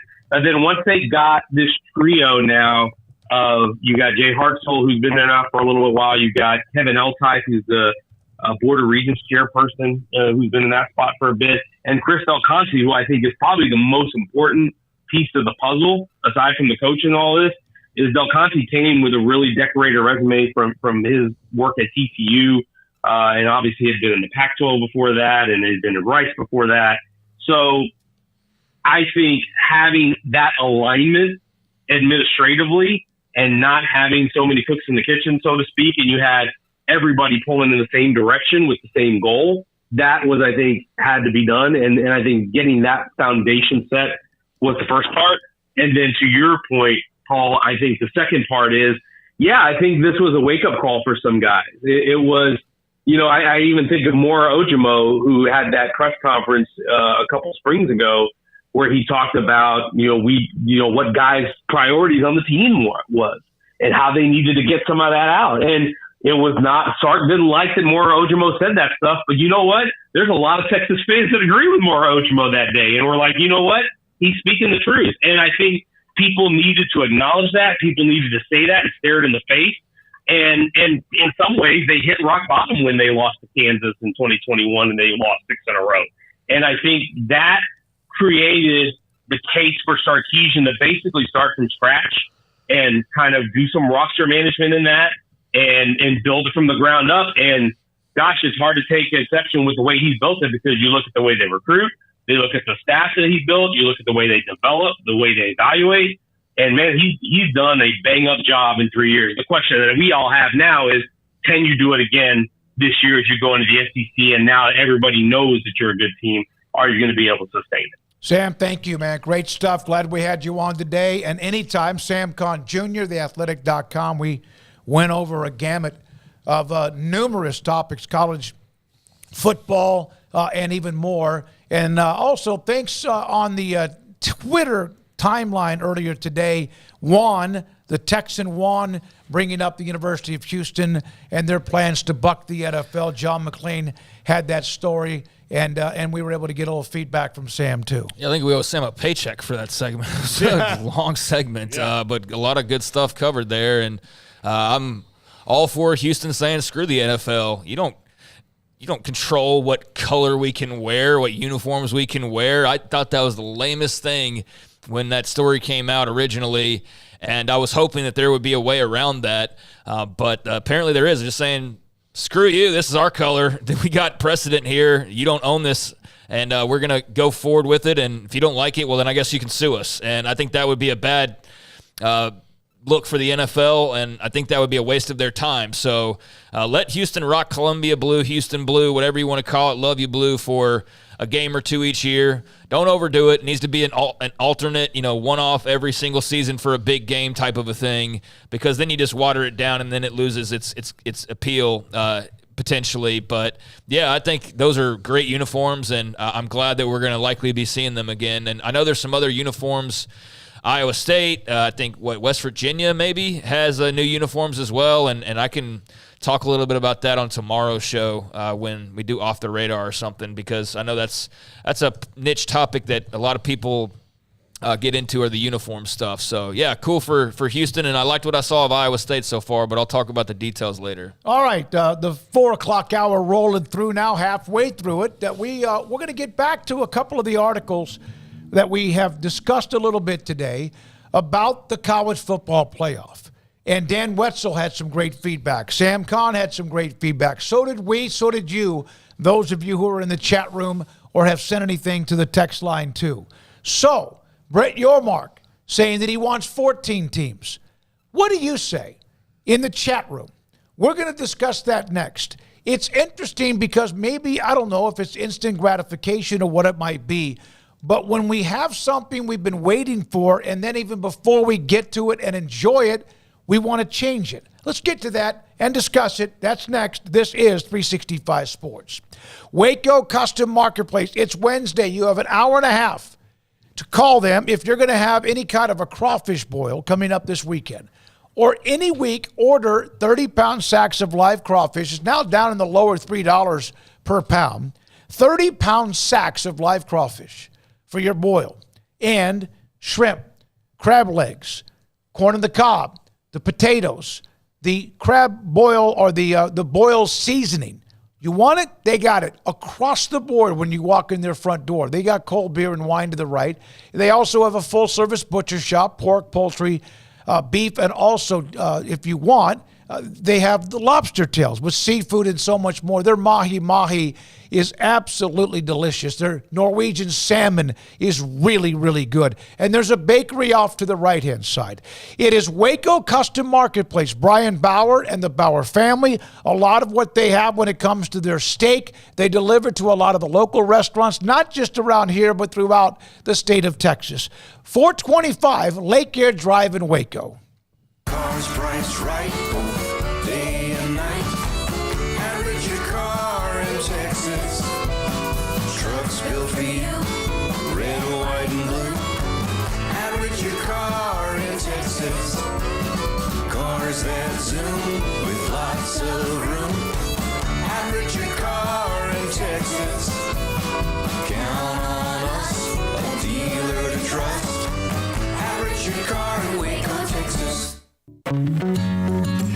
Established in 2007 and independently owned, Alliance Bank Central Texas is committed to helping families and businesses meet their financial goals. From their tellers to their board of directors, they know the importance of superior service and competitive products. Customers have confidence knowing that their financial needs are in good hands. It's your bank, Alliance Bank Central Texas, with 2 Waco locations, 4721 Bosque Boulevard and 191 Archway Drive on Highway 84, and at AllianceBankTexas.com. Member FDIC and equal housing lender. Developed by Startup Waco, a nonprofit organization, GXG is a program designed to support the entrepreneurial development of Baylor University student athletes through NIL activations. The program helps student athletes maximize their platforms and offers a comprehensive support system for them to create and grow new businesses that not only benefit themselves, but also uplift the local economy.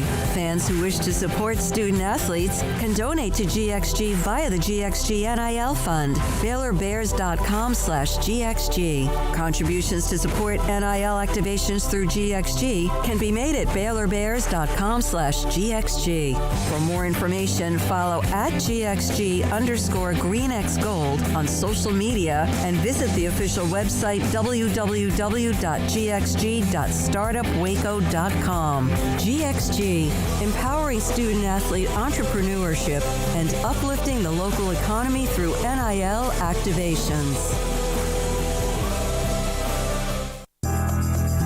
Riverbend Liquor and Wine now has 2 locations to serve you. The original on Lakeshore Drive in North 19th Street and the brand new spot in downtown Waco at 600 Franklin Avenue. If you're looking for the best in craft beers or local Texas bourbons, then the original is the place to be. And for the latest trends and online phenomenons, head downtown to the Franklin location. Either way, you're going to get the same great variety, customer service, and speedy experience. Check out both locations on their Facebook and Instagram pages, Riverbend Liquor and Wine, Lakeshore Drive in North 19th Street, and now downtown on Franklin Avenue.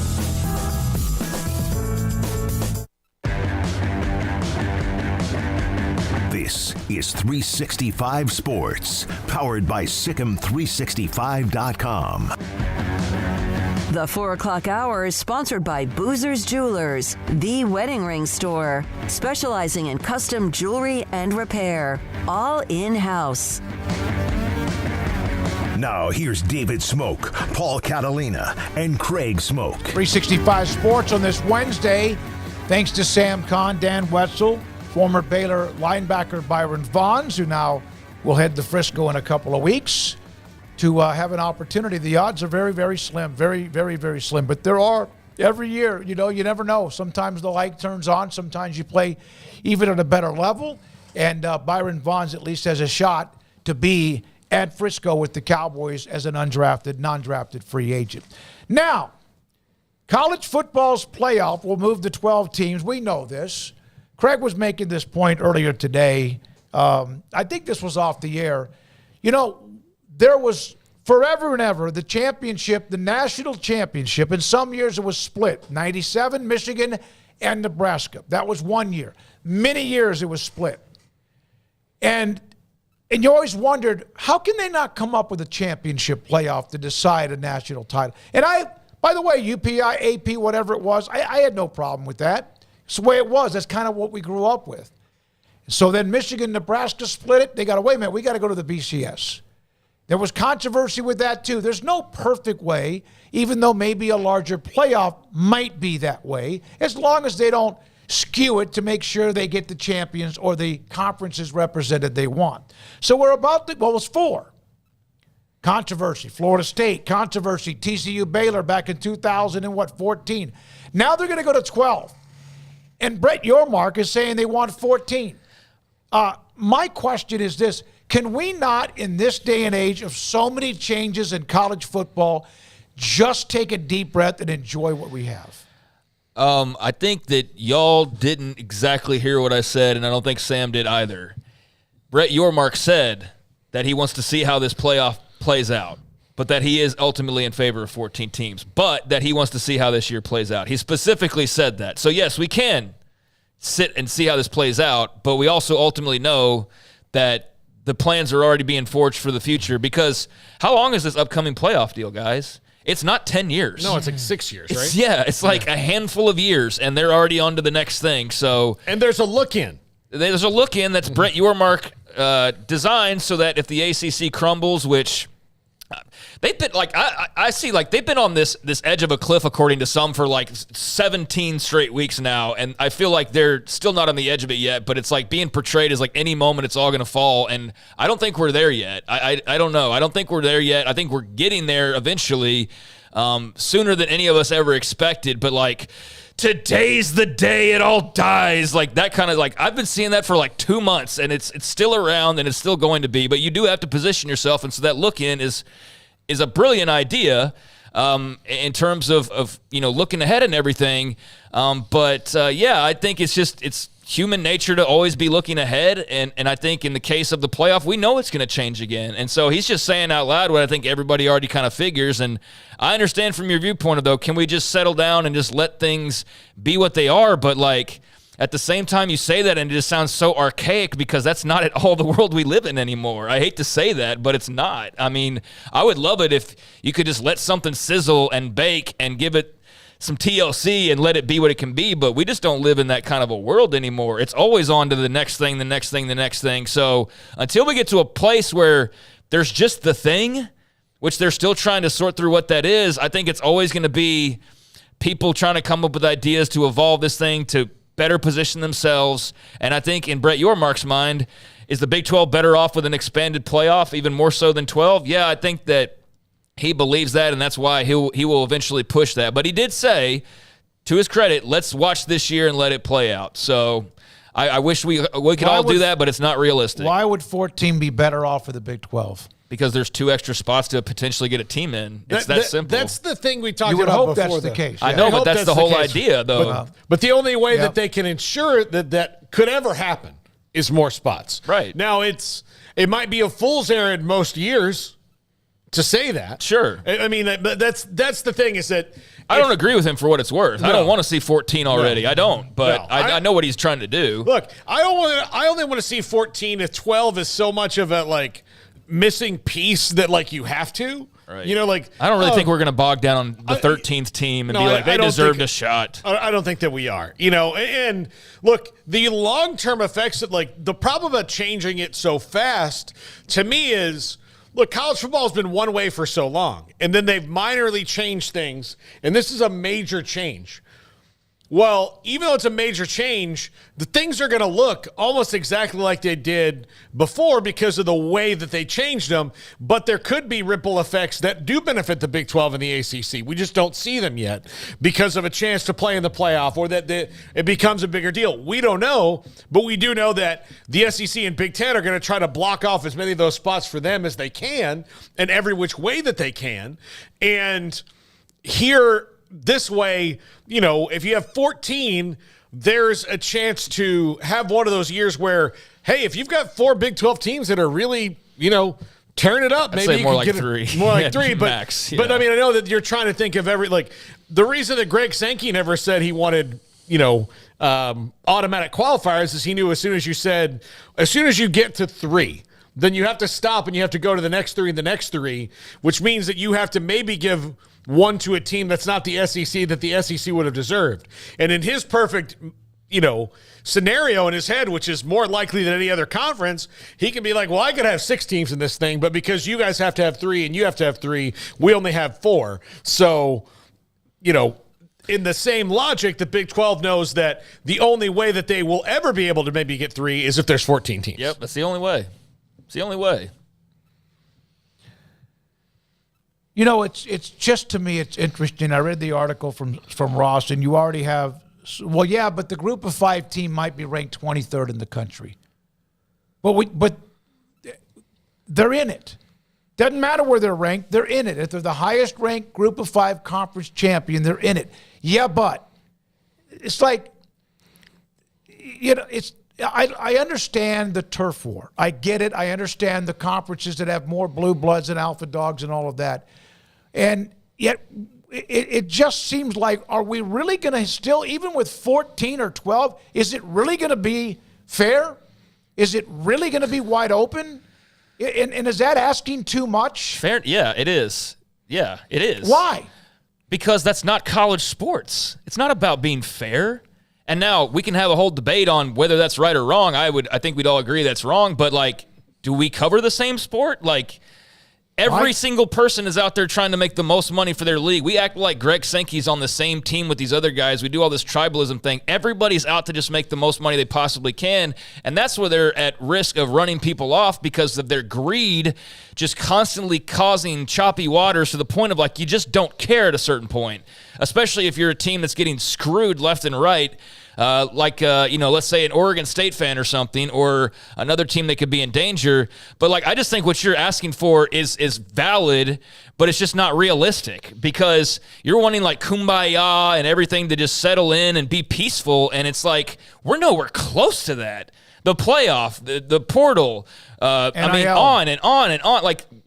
It's a lovely idea, but it's also not anything that's going to happen in the next few years. I mean, we got to like have people actually settle into a league and be there before we can sit there and think that like there's going to be this harmony that resides over the sport. And quite frankly, I don't know if there's ever been harmony, so to speak. Part of why people love it is the chaos. I just think that you can almost overdose on the chaos, and that's where they found themselves just because of legal battles and things of that nature that they can't control everything at this point. So it's more uncontrollable than ever and has led to just this crazy landscape. But yeah, I mean, I'm with you. I wish it was a lot simpler, but can we not, like, who are you talking to? You're talking to Greg Sankey. It's not his job to preserve the whole environment of college football and have everybody be happy every Saturday. His job is to go make the best and most deals that he can. Okay, they're making the most money. They already are. They're getting the bigger television revenue. They're going to get more of the chunk of the college football playoff. They're going to have more and more. Why isn't it Greg Sankey or Tony Petitti or Brett Yormark or Jim Phillips' job to make sure college football is okay? Why is it? I mean, what are we doing here? Well, and look, is it AT&T's job to make sure that Verizon and Cricket and everybody else is doing really well, or are they worried about what AT&T does? Yeah, they're probably worried about themselves. I think in the grand scope. But we're comparing it now to like technology and. Well, it's the only way to separate what we're talking about. No, I'm not saying that's not what they should do. No. I'm saying, is that really what we want? No, it's absolutely not what we all want. We've all said that. I asked Brett Yormark, it's like, do you feel like, especially when it came to expanding the NCAA tournament, the basketball tournament was, if you walked in, like when he went to the game, I said, if you walked in and surveyed every fan there, you would find that 99% of them are like, don't do anything. Yeah, leave it alone. Leave it alone. So why do you feel the need to expand it if the fans who are consuming your product like it exactly the way it is? And this is not like, in this situation, this isn't this isn't like medical technology where like, yes, there's a surgery that can get rid of your brain tumor, but you have to shave your head. Well, I like my hair. That's not one of those irrational arguments. Like, this is, the fans know what they like and they know what they're going to consume, and they've shown you over and over again. The leaders think that no matter what they do to the tournament, it's always going to be popular. Yeah, but and again, they're not worried about any kind of negative consequences, which, look, ideally, and the reason this went awry is that you had conferences decide that we are going to look out for ourselves and we're going to grow the units that we have, as opposed to doing this collectively, because college football is a different kind of thing. And then so whoever was the first one to have that goal, whether it was the SEC and Mike Slive before Sankey even came along, or if it was the Big Ten and Jim Delaney. And it might have been the Big Ten and Jim Delaney, because not even like just unilaterally doing what is right for the league. Jim Delaney just didn't like a lot of new ideas. Like, he hated the idea of a playoff. He hated the idea of a lot of things. And because he was so powerful, he just kept knocking them down. So then you sent a sentiment through all of college athletics, which is, well, my job is going to be to fight for here. And this is all my job is. And even though ideally I would like for this to work in Congress, it doesn't matter. Like, we have to do what's best for us. And the SEC happened upon having schools and alumni bases that don't really care how their money is spent as long as W's come out of it. That's why the SEC is kind of ahead of a lot of these schools. Like, there's a lot of big, I saw Matt Brown tweet today about an NIL situation where he's like, look, the most people have the most money are 65 and older, and they're not just into NIL. They kind of want to wait and see. As where in the SEC, it's different. They're like, how can we win? I don't care how. Here's my money. Go win. Yeah. Make sure I have a nice seat for the game. And we always go back to Greg Sankey. Why is he suddenly so cutthroat and looking out for himself? The alliance. Yeah. They started the ball rolling, if anything. Mm-hmm. We're going to look out for our best interest. And everybody else said, okay, well, I guess we'll look out for our best interest. So you don't even start with the SEC when you're talking about why did suddenly everybody get so selfish. It's because basically you drew battle lines during COVID.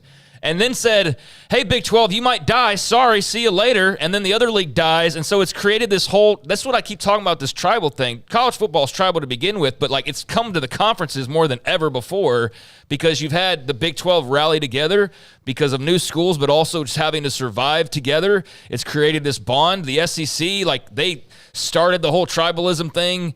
And I blame them for that when it comes to the conference pride thing. The Big Ten obviously feels a certain type of way about itself. But, yeah, I mean, when everybody, I think particularly during COVID, basically said, like, hey, we're going to look out for ourselves. And if you guys have, anything go wrong, I'm sorry for you. But that's it. I think everybody said, all right, well, we got to watch our own backs and worry about ourselves and do what we got to do. And, yeah, you come together on occasion for the greater good, but it's not Greg Sankey's fault, nor is it his job. And in this whole grand scheme to create this perfect harmony where everything's peaceful. And quite frankly, even if everybody was on the same page, it doesn't solve all the court cases. It doesn't solve every issue that you're facing because the people that came before you for 50 years dragged their feet so that they could pinch every penny possible to not give it to the student athletes. So I know it's frustrating, clearly, but it's also but there's nothing wrong with me voicing that frustration. No, nobody said that. Like what I'm saying is eventually can somebody just say, why are we doing this, even if I know the answer to the question? I think a lot of them do, and they just they talk about it every day. Doing right now. Right now, we're just shouting into the void. Let's go back to what Yormark said. He would like to see how this thing plays out, but he understands he wouldn't mind going to 14. Dan, in the chat, the only reason expanding the college football playoff is so the P2 can get even more buys and guaranteed spots. So is that in the best interest of the Big 12? Well, that's obviously not his opinion. That's not Brett Yormark's opinion. No, I'm just saying, but that's an opinion of somebody who watches the show. I appreciate that person's opinion, but that's not necessarily the way Brett Yormark's thinking. It's that simple. I mean, he's going to have to sit there and look at it from that angle, but clearly if he's saying, I want to see how this year works, which we keep glossing over, but I am in favor of 14, he's thinking about his teams and how they can possibly get in more teams. Now, if you get into negotiations and it becomes clear that that's just going to be 2 more SEC or Big Ten teams, then obviously that's not what he wants. But that's not what he's talking about. He's talking about, ideally, a situation where there's 2 more at-larges. But that's all he's saying right now. Of course, that doesn't account for all the actual things that will come from that, but he's not dealing with that right now. He's dealing with the idea of what can I do for my conference to try to get more teams in? What are the only ways possible outside of winning and having more spots for us to be able to get in? Because our 3rd team is not going to get the same respect as the 5th team most years in the 2 other conferences. That's correct. That's true. And so look, he's banking on. And I'm not sure your 2nd team is. They might not. And I do think that with what they have, like with what the Big 12 has going forward, he's just trying to be bullish on what they could be. Exactly. Because if he's not, then they might as well just, start breaking up the league. He keeps saying over and over again, our best days are ahead of us. Yeah. And look, he's not the grand wizard of like all knowledge of college, future and everything like that. Like we've already said, he's been wrong about a couple of things, or his ideas in a couple of areas aren't that great, but his job is to do what the presidents and the ADs and those in the Big 12 leadership groups are basically telling him to do, and to put his own sauce on it in some ways as well. But yeah, ultimately, no, he doesn't want 2 spots that are not going to go to his teams, but he's got to pitch what he can to try and get what he can, and that's all he can do. Otherwise, he's not doing his job. From JG, unfortunately, Craig's right. That's the mentality spread far. And that mentality spread far and well outside of even sports, That's especially America. In the workplace. You're exactly right. All right. It's going to be interesting, though. But back to what I started out when I said this at the beginning. We don't do this.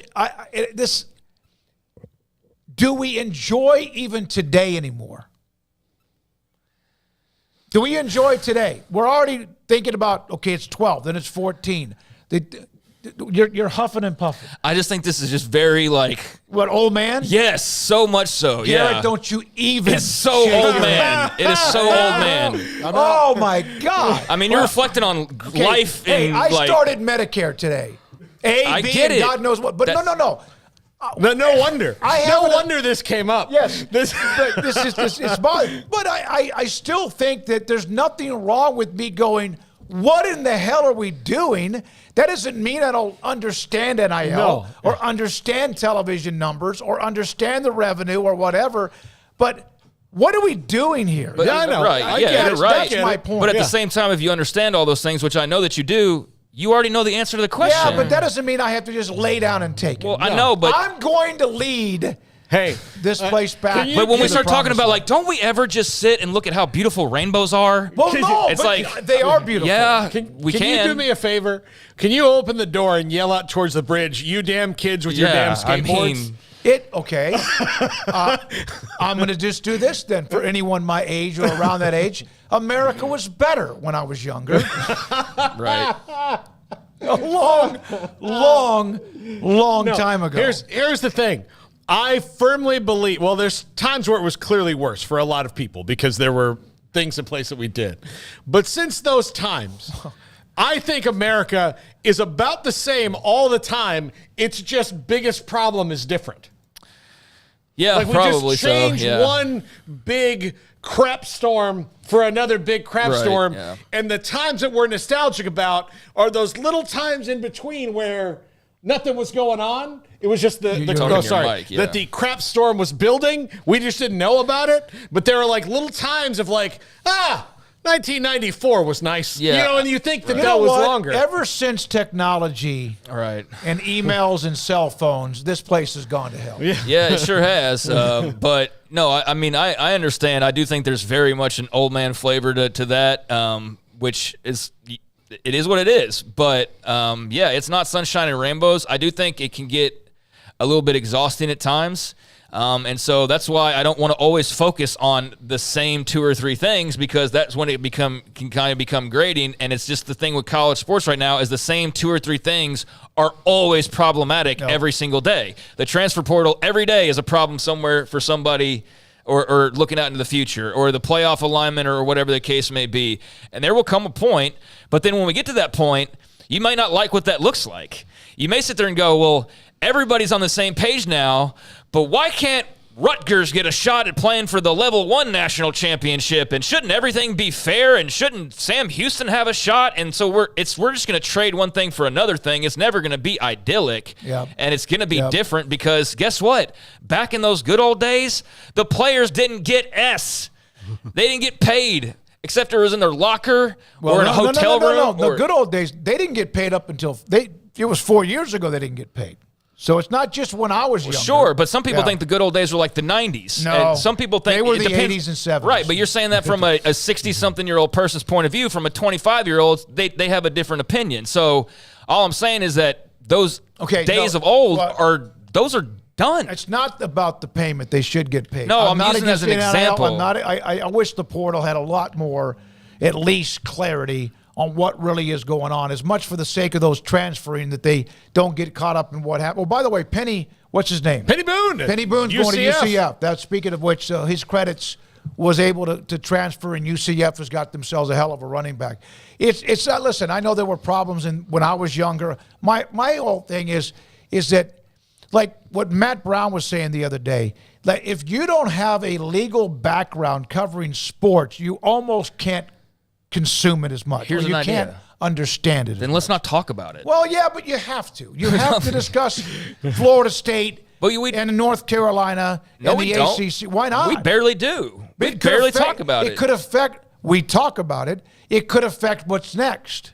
Of course. How did this show go from off ground floor in April of 2020 to the explosive nature of us adding the viewers that are on there with us today?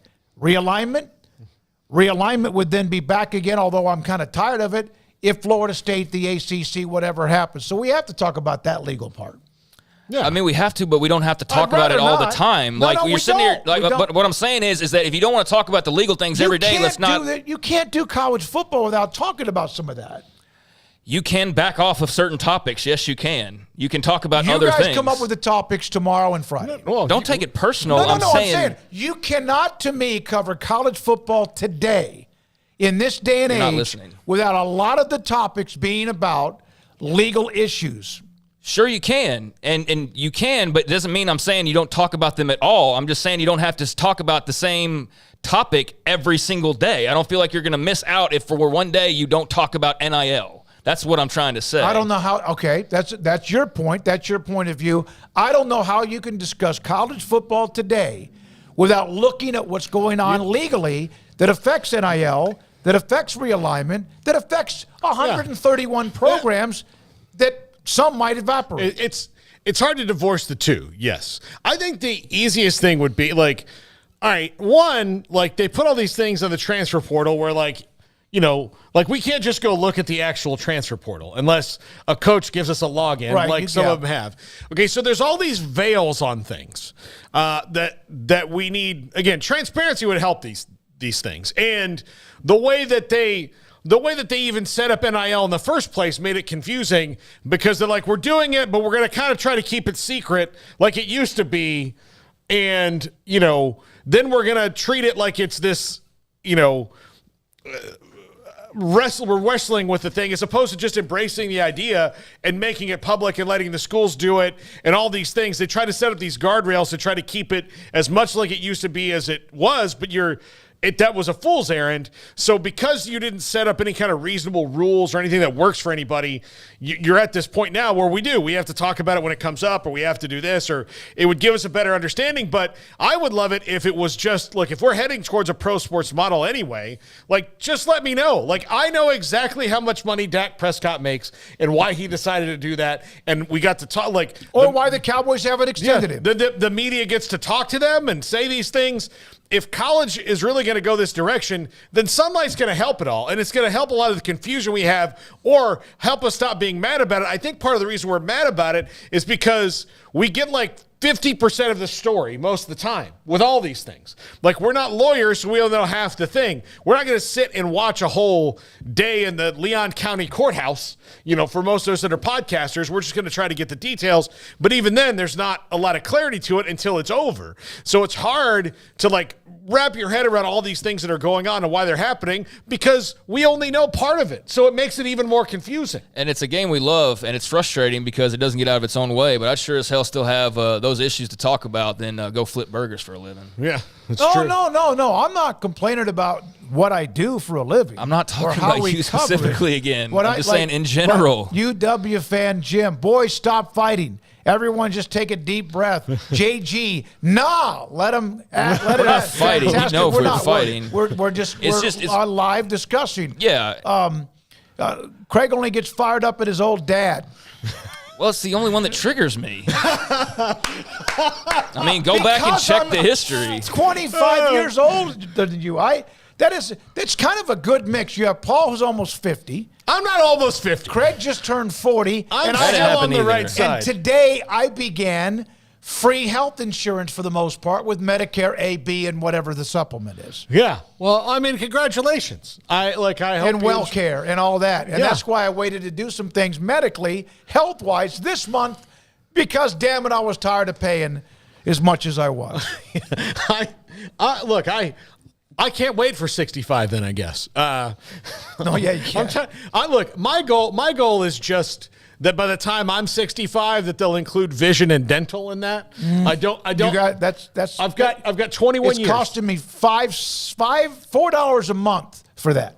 Really? That's it. Okay, because right now I'm 44. For those two, vision and dental. I'm 44. All right, and if I go to an ophthalmologist, it's mostly covered.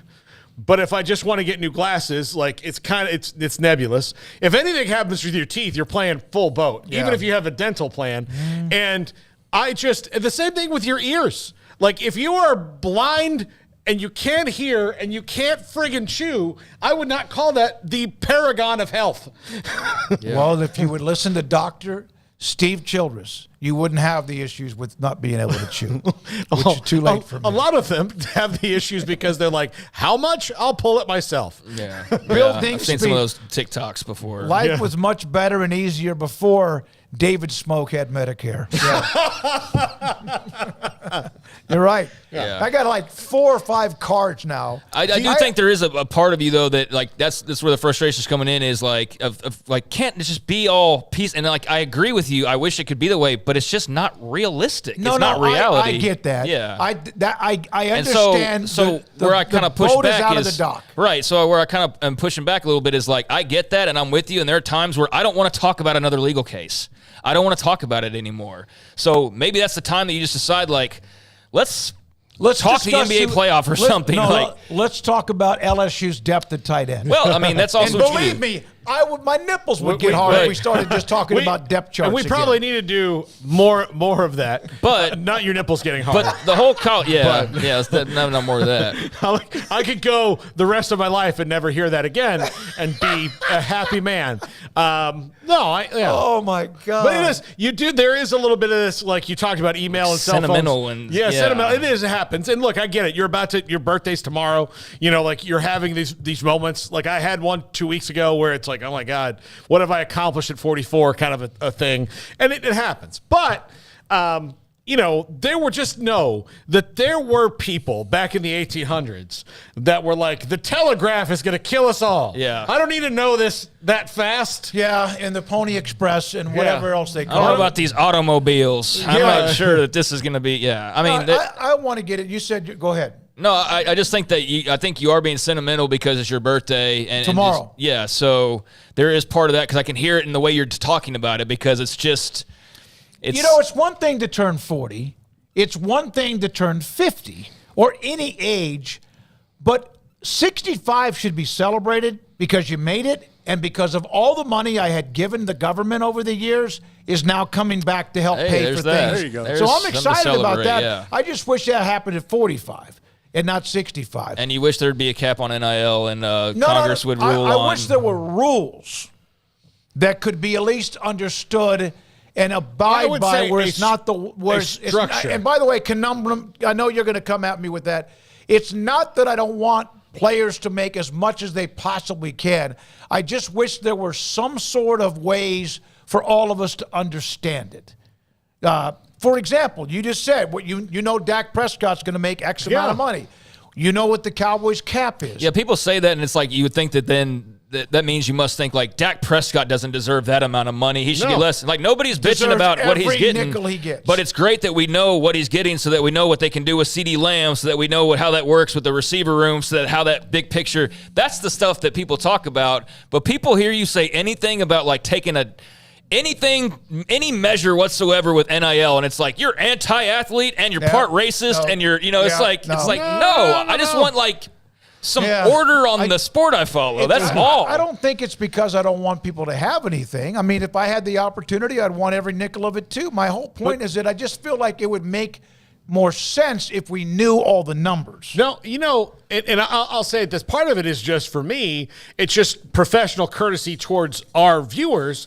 And that when we talk about things, I would like to know as much about them as I can because I don't like not being wrong. Like being wrong is one thing, but I like being misinformed. I don't like having the wrong information. That's why I always preface and say I'm not a lawyer. Yeah, I'm not a lawyer. But I think the biggest thing is like people will ask us or email or in the chat, whatever it is, and they'll ask me a question.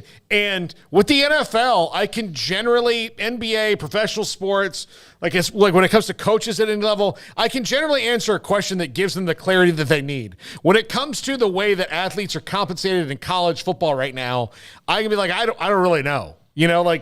Somebody will say like, "Hey, I heard this guy's getting $750,000." I'm like, maybe not. Good for him if he is. Like if he's not, I hope he does. When Jeremy Roach at Duke was going to transfer and he decided to pick Baylor, there was a couple of reports that he got $1.5 million. Good. And Jeremy Roach went, "I wish," because we don't know. It might have been $400,000. It might have been $3 million. I don't know. So there we are. And the nipple thing has gone off now. Oh, I get that. But that's Trent Hughes. Your patience, Smokey, is impressive. Turning 30 was a good kick in the you-know-what, made damn near kill me, literally. JG, 30, that you don't even have, you have no idea about growing up. I'll tell you, 40 happened to me during COVID. It was right at the beginning. We'd only been on the air for 2 weeks. And like I woke up that morning and I was like looking in the mirror and I was like, oh man, like this is the worst time. Like I was hoping to have like some sort of like, hey, Lordy, Paul's 40 kind of blowout. And I was like, I saw you guys. That's what I did that day. I think I brought a couple of cookies. I saw you guys, and that was it. Like, that was my day. Woodrow burped. Woodrow got the leftover dinner I had. It's not a... but then it's over. Look, JG, I'll tell you this. Your 30s are better than your 20s. And your 40s are better than your 30s, and I'll let you know about my 50s when I get there. Yeah, right. I have a feeling they're going to be better than your 40s when you get there, probably, yeah. Well, by the time you get to be 50, so many things are going to allow you to be 95. Everyone's growing older. UW fan, Craig, your pops has a good point about whose job it is to take care of the whole sport. Sometimes short-term gains are bad business. Yes, you're absolutely right on that, and I agree with that. That's the thing. That's not what I was balking at or him needing patience. I totally agree, but I'm just saying, what's the point in talking about it like it's not that way and just going like, why can't it be all peaceful? That's all I was I guess pushing back on is that's not the way that it is. So what's the point in even thinking about it? But you're absolutely right. I'm just saying we're on a college sports show talking about like, why can't it be like this? That's all I'm saying. It's not, and it's not going to be, and it never will be. And so let's just deal with. I'm a person that just deals with the reality, right? So I'm just like cutting straight to the point. It's not. But yeah, you're absolutely right. I don't agree with it. I'm not in favor of any of this stuff that we're talking about. I would much rather not be talking about another round of realignment or another playoff idea or what cryptic thing Greg Sankey tweeted or whatever. I'm not the people making the decisions. It's Greg Sankey and it's Jim Phillips and it's Brett Yormark and it's those guys who need to read your tweet, especially because you're right. That's absolutely what I think everybody's screaming right now, but we don't really have a voice except for on these platforms, and they clearly don't listen to us. And they don't, and Tony Petiti. Smokey, you joined Medicare. Welcome to the club, MFer. Kim, I did. Today, absolutely today. All right, when we come back at the in about 35 minutes or so, Paul Catalina's top 5. I would like to talk about a Florida State player who passed away today that people may remember. All right. If you were going to bring up anything with that lawsuit, I was going to No, absolutely not. And I am taking tomorrow off, so it's not because I've been suspended or just kicked to the curb, which that's going to happen at some point too. I will be back with you on Friday with Craig and Paul. If they're here. Only when I put you down, like I almost did. Is 365 Sports. Alon Samuels, Dodge Chrysler Jeep Ram Fiat. So I sent Ted Teague a note last night. The Academic All-Stars banquet we have will be Wednesday, May the 15th. We honor 20 amazing student athletes, and we've got incredible sponsors along the way. Texas Farm Bureau Insurance is one of our title sponsors. So is Westdale Real Estate Investment Management. But one of them is Alon Samuels, Dodge Chrysler Jeep Ram Fiat. From the first year we started this program in Waco. Sat down in Ted Teague's office at the dealership, and I said, this is what we're going to do. And he was like, okay. And we were going to have a car dealership. And I didn't go to just them. I went to 3 or 4 of them. Ted's the one that said, let's do this. He was like, wait a minute, how much more is this going to cost? Sure it is, because the money that we raise goes to the banquet. Put it on the bank was going to cost a little bit of money, and we're going to be at McLean Stadium. It goes to the foundation, the Waco Foundation. They have the money. We distribute the money every year on May the 15th or whatever that Wednesday is in May. So I sent him the invitation. He goes, man, I've been to every one. I've got a conflict with something at the Mayborn Museum.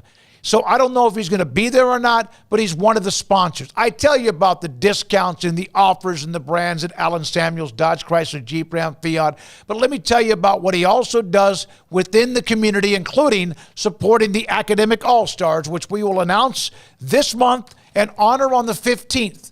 This is 365 Sports. TexasBeefHouse.com, marketing director, had an incredible online auction, live auction, of course, in the month of April. There'll be another one just around the corner. But May, people start to get out on the grills. The weather's cleared up. You got a special throughout and some ideas for the month of May. So May, we consider May, June, and July as grilling month. We've got our jalapeno and cheese patties, our regular Wagyu hamburger patties, our garlic links. Two things that people aren't usually familiar with are our flap steak and flank steak. Those are a large piece of meat that you can cut up and eat with a fajita, or a lot of people will just cut it up and eat like a normal steak. This is our favorite time of the year because it's the perfect weather to get outside and get that grill going. In the end, did you guys have another great auction? Did it all go well? We had another fun auction. We had Wagyu brisket at this auction. It was phenomenal. We had so many customers that were so excited. They've given us their feedback on Facebook. We've got a lot of exciting things coming with a new platform that we've got going called Bid on Beef that we'll be releasing in the next couple of months. We're really excited about what the future holds for us. TexasBeefHouse.com. No hormones, no antibiotics, no steroids, premium grade East Texas beef from their pasture to your plate. They'll deliver it to you locally. They bring it directly to your door. Farm-raised Wagyu beef. May grilling month, May, June, and July, and there's not a better place to find what you want to put on the grill, whether it's hamburgers, flank, or flap steak. Samantha, there's always that code to get a discount. Yes, absolutely. Use the code SICK'EM10, SICK'EM10, and get 10% off your order of $100 or more. TexasBeefHouse.com.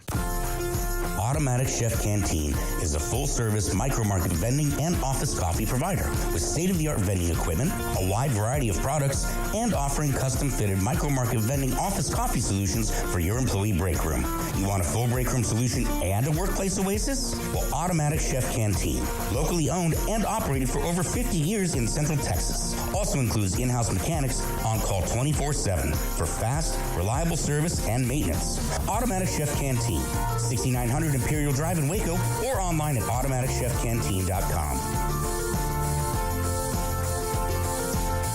Our good friend Brad Boozer, Boozer's Jewelers here at 365 Sports. Now, Brad, people who watch and listen to our show know I'm a double-time customer for you, engagement ring and wedding band, and you guys do that great, but that's not all you do at Boozer's Jewelers. Absolutely, and I always like to say, it's a new year. It's a great way to start the year out. Go through your old jewelry. Go through your wife's jewelry box. Go through anything you're maybe not wearing, something that's broken, something that you're not using. We do a massive amount of custom work. We can take your old jewelry, old diamonds, old watches, and we can convert it into something special for you and make a one-of-a-kind piece of jewelry. And if that's not something you're interested in, a great thing is we can turn that into cash. So we buy gold, we buy diamonds, we'll buy Rolex watches, any kind of heirloom jewelry, anything that's maybe passed down to you. Boozer's Jewelers, where do they find you, Brad? We're at 1025 North Valley Mills Drive, right on the corner of Lake Air Drive and Valley Mills with the big clock on the corner. This is 365 Sports. The Sick'em 365 app is brought to you by Allen Samuels Dodge Chrysler Jeep Ram Fiat. Come by, let's be friends. 365 Sports, 3 hours every day, 3 to 6, along with Paul's triple option from 1 until 2. Paul? Yeah, I just wanted to bring this up, and some sad news today in my world, and I just wanted it, people may know him, but he became kind of a mythical figure in Florida State history. The Rooster, Marcus Outzen. Do you guys remember Marcus Outzen? Does the name ring a bell to you? Quarterback. He was the quarterback, and he quarterbacked FSU in the Fiesta Bowl in 1998, or I guess technically 1999, that they lost to Tennessee because Chris Winkie got hurt against Virginia. He started against Wake Forest. That's not why they lost to Tennessee. They Marcus lost because Outzen, Tennessee that night played better. Yeah. No, Marcus Outzen was not the only reason they lost. There were several reasons they lost. He didn't have his best game. Was that T. Martin? Yeah, it was T. Martin. No. That was the year after Peyton Manning had gone to the NFL, and Tennessee finally won the national title in the last time they did. But Marcus Outzen passed away today at the age of 46, way too long. He had a rare condition called HLH, and passed away. Mark Richt talked about him, and he was the offensive coordinator at the time in the Rooster. I remember this. I knew his girlfriend when I was at FSU. We were in a couple classes together. He was a year ahead of us, and she was a freshman when I was a freshman. We were in a couple classes. But I do remember, and I just, like, one of my most fond sports memories in the world is the Gators rolling into Tallahassee, and Marcus Outson's going to start, and every Gator fan I knew was like, well, that's it. We're going to win this game because Winky's not playing, and Outson had a, kind of a fair game against Wake Forest, which wasn't a good team.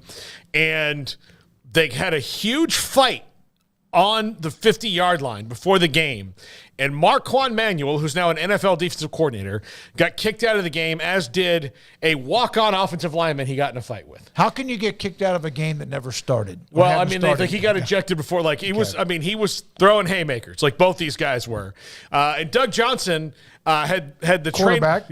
Had Doug Johnson almost got kicked out, but because he threw a ball into the crowd. Had it hit Bobby Bowden, I bet he would have gotten kicked out. But the trainer stepped in front of it, and Doug Johnson, as he did most of the time, was inaccurate with his pass. But you've told this story. But Marcus Outson played in that game, threw a touchdown pass in the third quarter, Peter Warwick, that put FSU up, which wound up being for good. They won 23-12. And he was, like, forever etched, even though they lost that national championship game, because he beat the Gators in Tallahassee lore. And I've always think about him when just you need a game, like, that's all when you want your backup quarterback, if you have an elite team, can he go out and gut out a game or two? And the Rooster was certainly the epitome of that. And I, just want to send out to his family, like, I didn't know him all that well. I met him 2 or 3 times, in passing, because I had classes with his girlfriend. But he did give me one of my favorite sports memories of all time that I got to sit and watch. And so may the Rooster, Marcus Outson, rest in peace. It might not I'm glad you told that story. It might not be a bad topic. Your favorite team, someone who really never did much, only because someone else in front of them was better, who came in and won a big game or carried your team. Now, my example. Caleb Williams. Yeah, there you go. Texas. Against Texas. Yeah. I mean, Texas was dominating that game. Caleb Williams comes in and all hell breaks loose in that game. Yeah. Throws the deep pass. I forgot who it was. Yeah. Was it CD? I think it was CD Lamb had himself a day of days that day. Mm-hmm. There was, during Nebraska's great run in the 90s, there was a little tiny guy that played quarterback that had to come in and play because I don't know if it was the Frazier team along with Behringer, who also, of course, came in, eventually died in a plane wreck. Matt Turman, just a guy. And he came in and they were playing K-State, who at the time was really good with Bill Snyder, and they just ran the ball out. I don't think he had to do very much, but they won that game. And so and I wish I could tell you the exact year, but I believe it was against Kansas State. Did not know if they could win even as good as they were, as great as they were, but Matt Turman came in and helped them win that game by just not screwing up not messing it up. Marvin Mims was the one that had the big day that day. That was a different Oklahoma win over Texas I was thinking of. Sorry. Garrett, do you have one? I was trying to think when y'all were talking about that for LSU. There's nobody that comes to the top of my mind. I need to put some research into that, but there's nothing. I don't have a Caleb Williams moment that possibly. Who was the quarterback a couple years ago when the guy threw a shoe? Oh, that was Burrow. That was Burrow. Oh, it was Burrow? Okay, it was yeah, Burrow. That was Florida. Threw the shoe. Yeah. In the fog. Yeah, okay. Glorious. Yeah, okay, that was Burrow. Okay, so it wouldn't have been him. I'm trying to think. There's got to be an LSU one out there. Maybe somebody in the chat knows. But, yeah, I mean, I'll tell you, Marcus Outson that's the one I will go to for sure. I could have said Jason Garrett winning that Thanksgiving game. That was kind of fun. But bottom line is, I wasn't at that Thanksgiving game. I was just watching it from afar. But being at that game and weren't we at that game? What game? Jason Garrett, Alvin Harper, Thanksgiving 1994 or 5? 94. Yeah. Possibly, yeah. I think we were. Yeah, that was unbelievable. Stunning. Yeah. And but it was it was. We were at that game. We had tickets in the end zone. To be there and then going in, like, being really nervous because, like, FSU wins, they go to the national championship game. Florida wins. I think they do too. Or like, they might have leapfrogged Tennessee. Like, it was weird. Well, FSU also wound up in there because of what happened the next weekend on championship weekend, where Kansas State lost to Sir Parker and A&M and 98. Miami, who was really bad that year, beat UCLA, who was maybe that was their last really elite team that they had there. So, Florida State won the game, and he played really.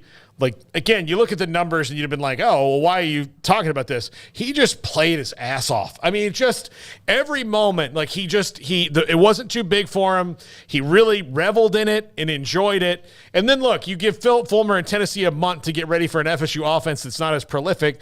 They're going to figure some things out. Well, what they should have done then was do what the college football playoff did this year and not include Florida State in that championship game. It would have – I mean, they didn't have their starting quarterback, right? Yeah. Well, hey. Matt Turman, it was in 1994. Behringer had a collapsed lung. Frazier was out with that blood clot, and he helped them win a couple of different games against Oklahoma State and Kansas State. Garrett, do we have a correction? Yeah. Jack said that was Johnson, Max Johnson, that was the quarterback. And he called me a fake fan. So there you go. Damn. Shots are fired. I can't remember things. I'll be the first. For good measure, another one from Jack over there. Make sure you're done. The Max Johnson in the shoe throw game. Yeah, BBEMFKC, not Burrow, Max Johnson. Yeah. There you go. It was in Corona. Go study your LSU encyclopedia, Garrett. I'll be on that tonight, all night. Go read that chapter over again. But, yeah, thank you for the clarification. I don't like getting things wrong, so I don't mind getting a correction on a player. That's why I went hurriedly. I was like, was that CeeDee Lamb? Because in my mind, I doubted it. And that's why I went and looked real quick. I was like, no, that was Marvin. That was Marvin Mims. That was a different game. Kyle Visser says Burt Jones. That's like old school. Old school LSU. Let's see. Red wine. From Scotty B. Oklahoma State road game in 2015. Remember we brought up Chris Johnson earlier this week, taking over the job as an offensive coordinator at his alma mater, Bryan High School. He and Jarrett Stidham on the road. Seth Russell was hurt, and both of them did what they needed to do to win that game. And they had not. Maybe they had won another game there because they had died in Stillwater many times. They've won in Stillwater since then? I don't know if they have or not. Because they won there with Rule. Okay, they had a fumble return for a touchdown in that game. I don't know who it was, with either Rule or with Aranda. Yeah, Rule, because I went up there. That was the only time I've been to Stillwater. In the most glorious press box bathroom I've ever seen in my life, because T. Boone Pickens, it was the one that was closest to his suite. So it was always like I were walking in and like I've never once thought about it. Most of them are nice, but walking into that one, I remember thinking going, holy cow, is there an attendant in here? What's going on? Like you get your feet rubbed? Yeah. Scotty B, though, Paul and Craig, Nick Florence, Texas Tech in 2011. RG3 went out. Burned his red shirt knocked out, came in. Back then, the rules were different. He played the last, I don't know if it was the last series before the first half and played the second half, brought back, had a touchdown to Kendall Wright, lost his entire redshirt year, blew a redshirt year because he played a half in a win against Texas Tech up at AT&T Stadium. So there's another one of those for just a little bit of a come-in, although he turned out to be a hell of a player in 2000. And how about Blake Shapen stepping up in the Big 12 title game in 2021? So we're talking about in general. He had already taken over the job prior to that game because of the injury. So I get what you're saying, though. Like he took over, but yeah, he was the starter heading into that game because of injury. But I get where we're kind of being loose here. Jacob Zeno, who I saw as the spokesperson for UAB when they did the unionization, or what they call athletes.org, came in for a short amount of time, threw a couple of touchdown passes, and of course everyone thought that means he was going to end up being an All-American. Didn't work out that way. I always liked Jacob Zeno, good-looking kid, but came in that game against, was it Oklahoma? It was Oklahoma. And They still lost the game, though, but Yeah. he played really, really well in a short amount of time. He threw a couple of nice passes that turned into big plays, and everybody thought he should be named the starter after that based on a very little amount of evidence, and he's done well for himself at UAB, so it all worked out in the long run. But, yeah, I mean, there's a lot of examples, I think, from Baylor, because every year a quarterback gets hurt. Every single year. They don't make it through the season healthy. I haven't seen that happen in what feels like close to 10 years. Mm-hmm. Did Charlie one of those years when Charlie they were Brewer sick? get hurt? Yes. No. Just Was in there a general, year? yes. Well, 2019 he did, but was there? You might be right. Even in 2011, we brought up Nick Florence, came in for RG3. He eventually came back and played the rest of the way, but I mean, you're since right. Petty in like 2013, I think maybe it was the last time that somebody's gone like wire to wire. I don't know that. I'm not. When did he have the transverse fracture, Paul? Thought that was 2014, but I could be wrong on it was that. 2014. Yeah, okay. All right. I remember that. No, 15 was like Lynx Hawthorne was throwing passes, the wide receiver. We brought that up, I guess, yesterday's show. Yeah, that was the 16, weird. Seth Russell got hurt. I mean, 17, everybody got hurt. I mean, the whole Charlie Brewer era was Which was the year Charlie Strong came in? That was 16. That's right, 16, with Texas and upset Baylor. Yeah. Yeah, had they had look, I'll tell you this, had they had that plan in place that they did in the second half, because they almost won the game. They almost won the game. They would John, have. I don't want to place it on one man's shoulders, but, but there was a turnover that if it doesn't happen, I think they do win that game. Had they, there was one play where Johnny Jefferson.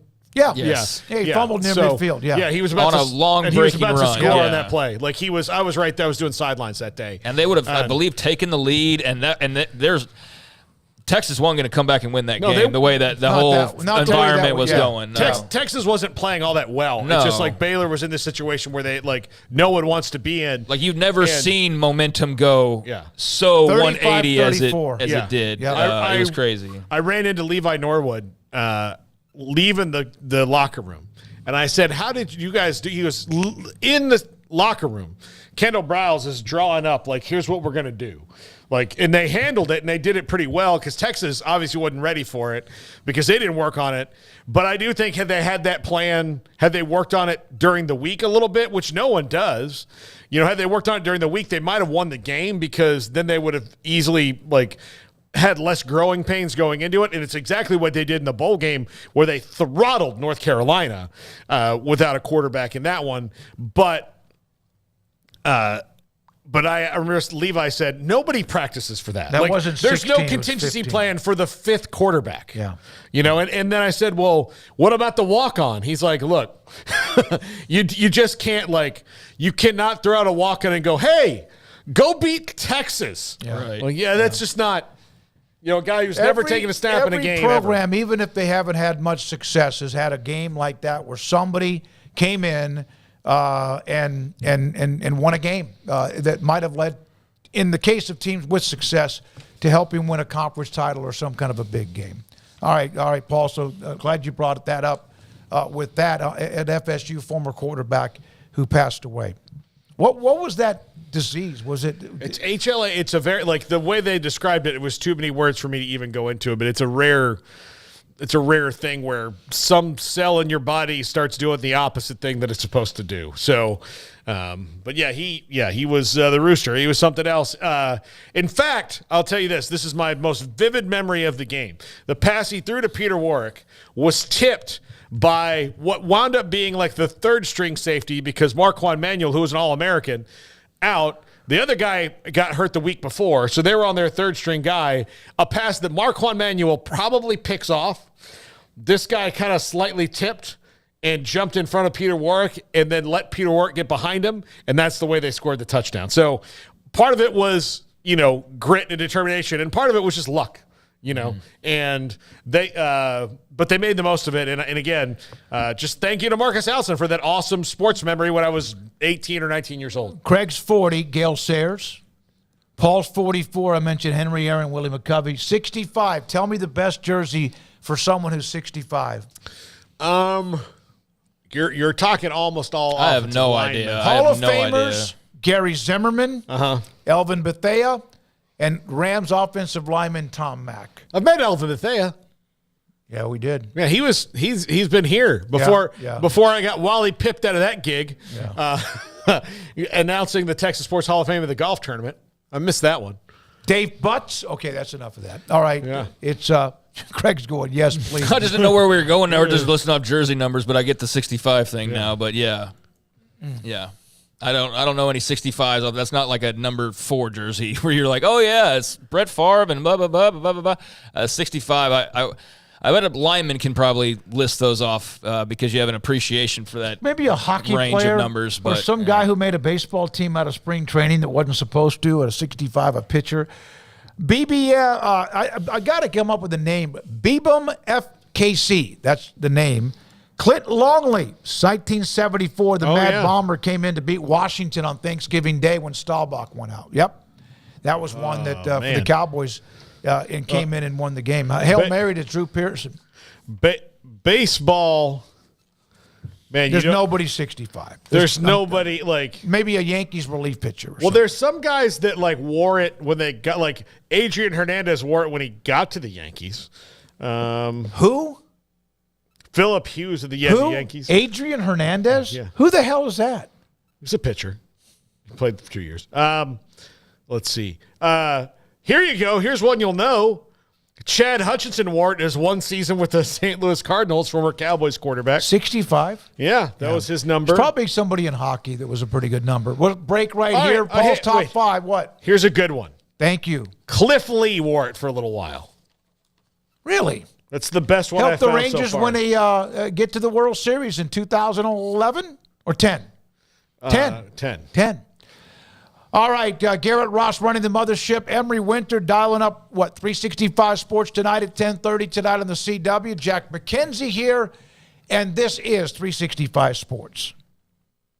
Richard Carr, Buick GMC Cadillac. They've got great customer service, great pricing, great offers right now on a variety of vehicles and a variety of options that you may have when it comes to your vehicle, whether it's getting your tires looked at, getting some body work done, or it's getting into a new or pre-owned vehicle. They can take care of all of those things, some of those things, whatever you're looking to get accomplished over at Richard Carr. They are there waiting as the people you can count on for all of your automotive needs, and right now they are continuing to celebrate Eclipse Month with rarely seen savings all during the Eclipse sales event. Even though we turn the page now into May, you can save $11,000 on a GMC Sierra ATX 4x4, and qualified buyers can also get 1.9% financing for 72 months on those Sierra ATX 4x4s. Military first responders, you can save an additional $500 on top of those previously mentioned savings as well. So big dollars to be saved right now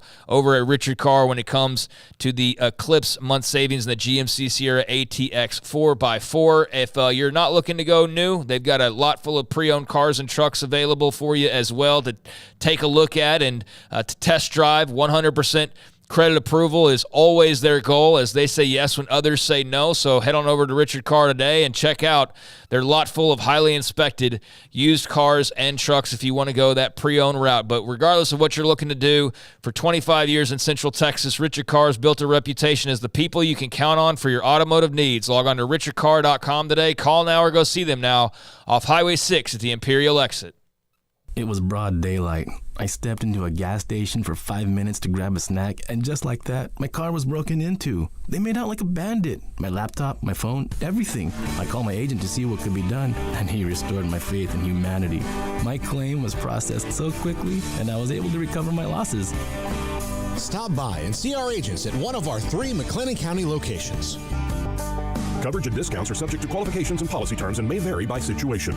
Thank you for calling your local Marco's Pizza. We're turning up the heat with our new Reaper Cheesy Bread. Fresh, house-made dough is topped with a spicy cheese blend infused with jalapeno, habanero, and Carolina Reaper peppers. At only $5.99, this limited-time product is a hot deal. Add it to your order while you can. A Marco's team member will be with you shortly. Marco's Pizza. Pizza lovers get it, and that offer on the Reaper Cheesy Bread is available right now at any of the 5 Marco's Pizza locations in Waco, including Belmead, China Spring, Robinson, Robinson, Woodway, and Hewitt. Order online at Marcos.com. Call for a pickup or delivery. Marcos Pizza is turning up the heat with their all-new Reaper Cheesy Bread with fresh, hot, house-made dough topped with a spicy cheese blend infused with jalapeno, habanero, and Carolina Reaper peppers. And only $5.99 and for a limited time only. Marcos Pizza, the fastest growing pizza brand in America. 5 locations in Waco. And the new Reaper Cheesy Bread. Marcos Pizza. Pizza lovers get it.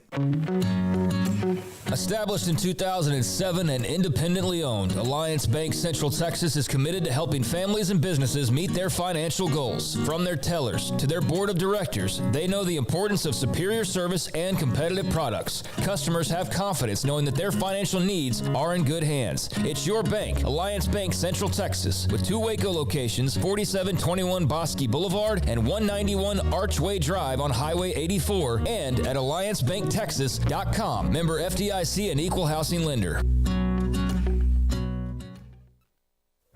Stepping into a new pair of boots is great, but stepping into the boots of a U.S. Army officer can also add confidence and leadership skills to your son or daughter's career path. There are more than 150 occupational specialties to help them find the best fit for their future. See all the things your son or daughter can achieve in our boots at GoArmy.com.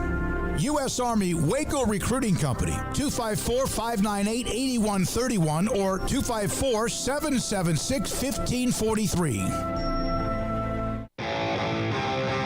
This is 365 Sports. Text us at 254-339-1122. The text line is sponsored by Riverbend Liquor and Wine, with the most extensive variety of craft beer in Waco. A hidden gem on Lakeshore Drive and 19th Street. We will, at some point, I think on Friday, actually show you the names of our 20 academic all-stars. These are senior student athletes from high schools around the area. Here are some of the schools that will be represented, and we'll get more of the faces and names that we'll do on Friday. Texas Tech, Texas A&M, Oklahoma State. Also, Southwestern University, that's in Georgetown, correct? Very nice school there. We have Stanford, the Naval Academy, the Air Force Academy. 3 of the All-Stars are going to West Point, the United States Military Academy, of course, and then U.S. Coast Guard, with also the ability after that, after graduating, this young woman will be able to go to the Naval Academy. BYU is included, along with some other schools. That will be on May 15th. David Wetzel, who's a former high school coach in Texas, he's part of Baylor and football staff, kind of the high school liaison, hell of a speaker, former president of the Texas High School Coaches Association, is our guest speaker. Ever had a BYU Nope. selection before? Nope. And that's just, it's interesting. They joined the Big 12, and he's going to start it with a mission, but he's going to attend BYU. That kid's particular resume was, you didn't have to get to the second page before you're like, this is different. This dude, I remember like putting him on the list, like when we're going through it, like looking and going, this is one I got to look at again before. I didn't have to turn the page until I went back through. Like it was that impressive. HEB, Southwest Sports Medicine, the Waco Foundation, Alon Samuels. Also the U.S. Army Waco Recruiting Company, Westdale Investment Management and Real Estate.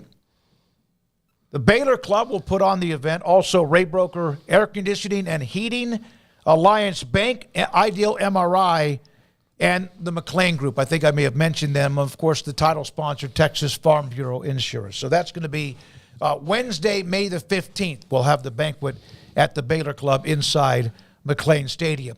This is from UW Fan in the chat. His description of the three of us. Who is he closest to here? Smokey feels like old school with class. That's debatable. Craig feels like a no nonsense and a deep thinker. Paul feels like a little new school and lighthearted. Amazing team and great show. Thank you, UW Jim in the chat room. Paul? I would say that's a good assessment of us. Yeah, definitely. I think that's pretty spot on. I don't know about the class part, but I'm just kidding. I mean, just kidding. That's very debatable. No, no, I think that's right on, and I don't mind. Like, I'm definitely no nonsense. Like in general and on the surface, absolutely. I don't mind getting into some nonsense from time to time. But yeah, for the most part, I'm just sort of wired where it's just cut to the bone, and let's talk about what it really is, right? So, I think that's an apt description, and I think you kind of nailed it, especially the amazing team and great show part. I think that was the most accurate thing you said, Jim. So thank you very much for those comments. Sponsor of the show, he and I traded back an email, sent him an invoice to start the month of May. Great guy. He's a UT fan. Has tickets to all the games at home. He goes to travel around to watch them play as well. Here was his spot. I said, hey, how you doing? What do you think? UT had 11 players drafted. Always share a couple of notes with him. And then he wanted to get into Jerry Jones, Ezekiel Elliott, and Paul's Cowboys. Man, there has to be some rules and guidelines for NIL. If not, it's going to ruin the passion and the intensity of college football. And then this is what he said at the end. When they are playing for just the money, it's over. Yeah, and, going back to our conversation, how everything got going earlier, I do think that if he were to say, or you were to say, like, wouldn't it be great if everything could just be, clear cut and all that? Like, I think we all agree with that. We all come from that point. But I also think it's one of those things where, like, the no-nonsense part is like, but it's not that way. So, like, that's just where my brain goes. It's like, yeah, that would be great, but it's just not that way. And so it's not that way. Can they try to corral where it is right now and make sure that it doesn't get worse for wear in terms of fan interest and potentially pushing people away? Yes, I think they need to be on their finger on the trigger right now, trying to come up with the shot that can have this all wrapped up and neat and tidy, and we can finish this chapter of just craziness and move on to whatever the other side of that fence looks like. I think that's all what we're looking forward to it, hopefully at some point sooner rather than later. But things are what they are, and I do agree that I believe there has to be people who are turned away by it in some cases. And I know that, like I said earlier, like, we don't have to talk about certain things. I know we do, but maybe we talk about them a little less just so we don't drive ourselves crazy talking about it, because it can be too much and too overwhelming when all we damn care about is these schools and some college dadgum football on Saturdays, right? Like, that's what it is, but it's become so much bigger. And so, I think that I've said this a couple times before, but I do think college leaders need to be mindful of, I don't care how much money is being thrown at you or how much these TV networks say they're interested. I do think that no matter how many big brands you have, you are running the risk with just this total, totality of decisions or lack thereof. You do run the risk of one day just crossing a line that you can't cross back over and pushing people enough to the side that they go, no, I'm really not watching anymore, and you're going to see. And will it ever be enough to trump the automatic $10 million that you get for Georgia, Bama on a given Saturday?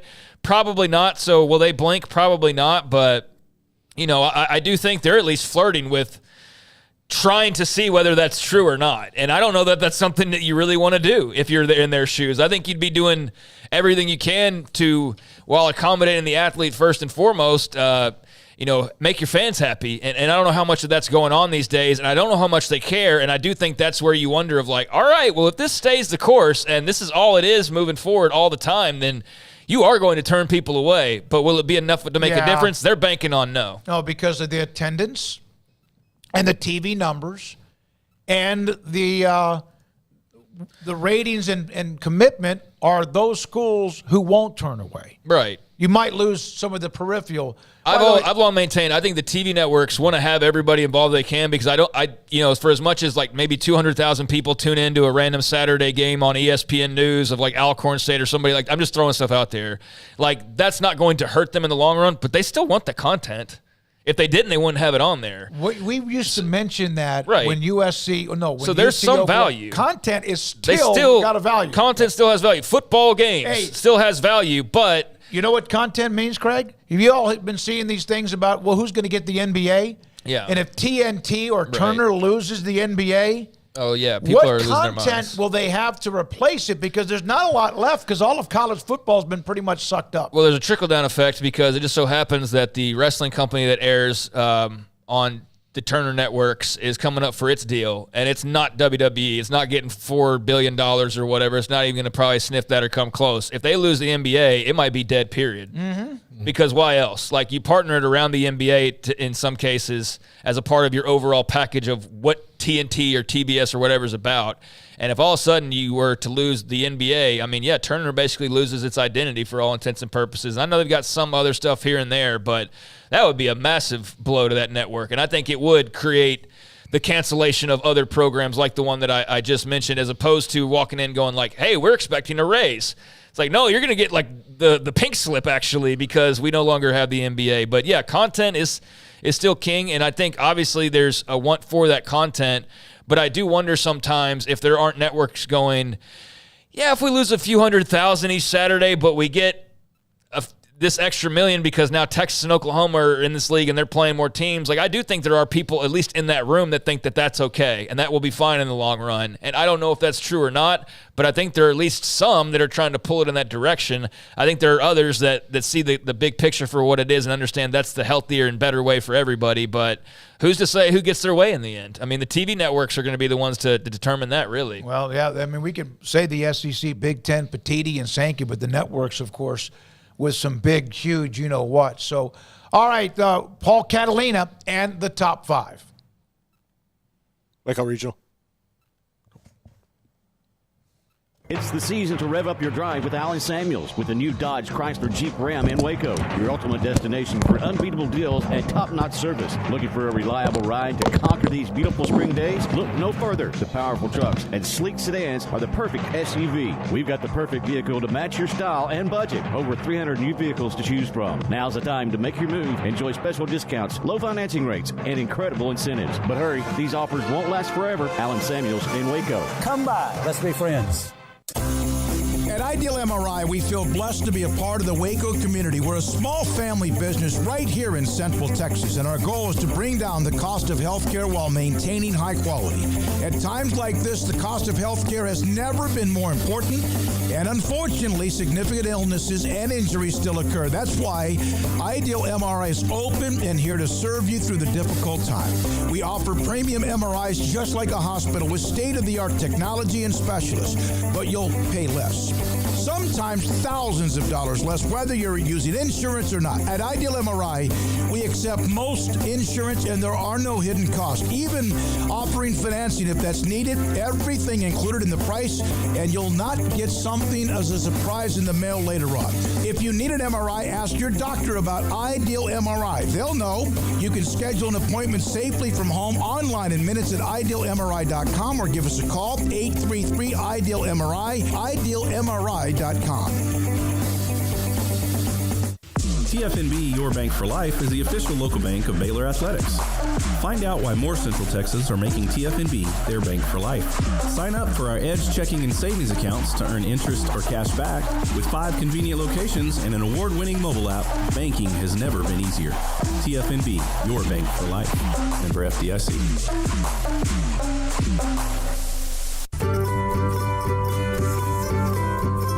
You want to know why Stonewood Dental is so successful? Listen to what happy customers have to say. Pleasant. It's different than any other dentist office. I really feel like they care.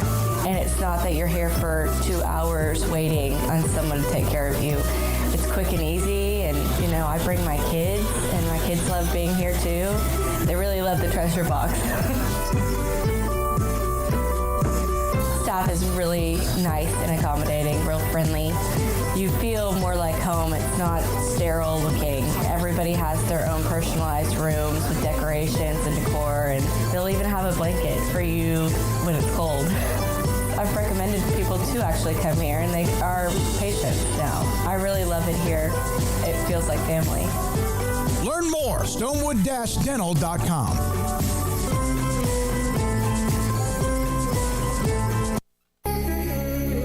It's time for Paul Catalina's Top 5, brought to you by Texas Beef House. Where's the best beef in Texas? Your house when you order from Texas Beef House. Unleash the flavor of Texas-raised Wagyu. From our pasture to your plate, TexasBeefHouse.com. Welcome into Paul Catalina's Top 5, presented by Texas Beef House. Today, Top 5 intriguing portal decisions. This will be the college football version of this. We'll probably do a college basketball one on Thursday or Friday, depending on how things shake out when the portal closes today for basketball. For football, these are guys not necessarily the top 5 ranked guys. Some of them are ranked high, some of them are kind of in the middle. But intriguing portal decisions, guys who have some options, but very curious to see where they go because they could fit in some places very nicely. Number 5. Simeon Barrow, Michigan State, Miami, Florida State, USC, LSU, all in on Simeon Barrow. He's taking lots of visits. He's one of the most sought-after players in the portal. And why? Just look at that position right there. Defensive line. He is trying to cash in right now on the mad dash for defensive tackles, and we'll see where he winds up. Walter Nolan kind of started this flow back in January when he left A&M and went to Ole Miss. And now the position, and it's the hardest to find, are really elite defensive tackles. Simeon Barrow certainly is one from Michigan State. His decision is going to set off a couple of dominoes, I think, at the position when he finishes taking his visits, which might be another week or so. Number 4. Zachary Franklin, wide receiver, Ole Miss and UTSA. This is a picture of him at Ole Miss, so we know he caught a pass at Ole Miss, but that's about all he did. He only played or dressed for 4 games. He dealt with injury last year, decided that the lane train is not one he wanted to be on, and he's back in the portal. Now, coming out last year, he was one of the most sought-after guys in the spring after 2 fantastic years of being not only a yardage monster, but a reception and touchdown monster at UTSA with his quarterback, Frank Harris. Now, while the reunion with UTSA probably wouldn't be well out of the realm of possibility, considering that Frank Harris has gone there, he's probably not going back there. He is a Cedar Hill native, which means that maybe schools in Texas are attractive to him. A&M, TCU, SMU, Baylor, Texas Tech, Houston, all could be landing spots for him. Not to mention maybe some other spots in the SEC because we didn't really get to see him get going. I would say LSU might kick the tires on him, and who knows who else. Zachary Franklin, really, really interesting player. Also, don't discount Oregon in this one. His former offensive coordinator, as you know, is the play caller up there in Oregon. Number 3. Tyler Barron, defensive end, Louisville and Tennessee. Really should have put Louisville here, just could have kept it Tennessee. He was one of the people like Penny Boone, who just committed to UCF, that made a brief trip to Louisville, Kentucky, and spent spring there and then decided it was not for him. Best defensive end left on the market, and a really good one who, after he left Tennessee, which was kind of shocking, I think, to the people in Tennessee, to go get his bag, went to Louisville, didn't like it there, is now trying to go back into the portal. He'll have some interesting decisions. He was at one point a commit to Ole Miss and Lane Kiffin, then changed his mind to Louisville. He can still go back there because he is a grad transfer. So he's not prevented from entering the SEC again, as most people, non-grad transfers, would be at this time in the spring portal. Keep your eye out for Tyler Barron. He's going to make a lot of money again wherever he goes, especially if that's Ole Miss, because they have been throwing it out like drunk guys after a breakup at a strip club. Number 2, DeMarcus Davis. Marmar, as they call him, quarterback, Washington. This was a huge signing for Kalen DeBoer and Washington this year out of high school. Then Kalen DeBoer went to Alabama. Alabama is awash in quarterbacks, even after losing Julian Sand, their 5-star quarterback recruit, to Ohio State after Nick Saban retired. So we'll see where he goes. Again, he has not played yet. This is a class of 2024 guy that went through spring with Washington. Will Rogers is going to be the starting quarterback there. Jed Fish brought one of his quarterback commits from Arizona up there with him. And Davis now kind of stuck between where he wants to go. Very interesting to see where this guy, a very highly recruited quarterback, probably won't get quite as much interest as Julian Sand. Obviously, Sand was the number 1 player in the whole country and the number 1 quarterback in the country. But Marmar Davis, as they call him, will be leaving Washington, and somebody's going to get themselves a highly touted prep quarterback who's got 1 spring under his belt at the power level. And number 1, Cormani McClain, yes, I know. This is obvious. It's on the nose. But this guy was super highly recruited, was Colorado's big boon out of the high school ranks just a year ago. Did not fit there with Prime, which is very, very surprising that he did not. But Cormani McClain will be on his way into the portal and somewhere else. He's got offers or at least calls from 11 schools. According to On3.com's Hayes Fawcett, a lot of those schools are power conference schools, and then Memphis, I believe, has called. USF has called as well. I'm going to tell you, it's a very interesting school to watch here because it's from very close to where he's from, as is USF. But it's Gus Malzahn and UCF here. This might be the pond he needs to swim in right now, and it'll be a little closer to home, and he might be more comfortable and happy. But he is going to get the red carpet treatment because everybody wants this kid's talent, and they can fix whatever attitude problems he has and make him an effective player. Cormani McClain will get tons of calls. He'll be probably, his recruitment, Garrett, I think is going to go one of two ways, right? He's either going to commit so fast it makes our heads spin, right? Or we're going to be like 2 or 3 weeks from now going like, okay, it's finally the day where Cormani McClain declares. But he will absolutely be the most sought-after guy in the portal right now because of his tremendous talent at high school. And coaches some of them are dissuaded by hearing things like, well, he didn't work out with Coach Prime. Other ones are like, well, no, I can fix that. Coaches they're all Chip and Joanna at their heart. Like they all just want to fix something. They want to be able to, like, this has got good bones. I can fix this thing.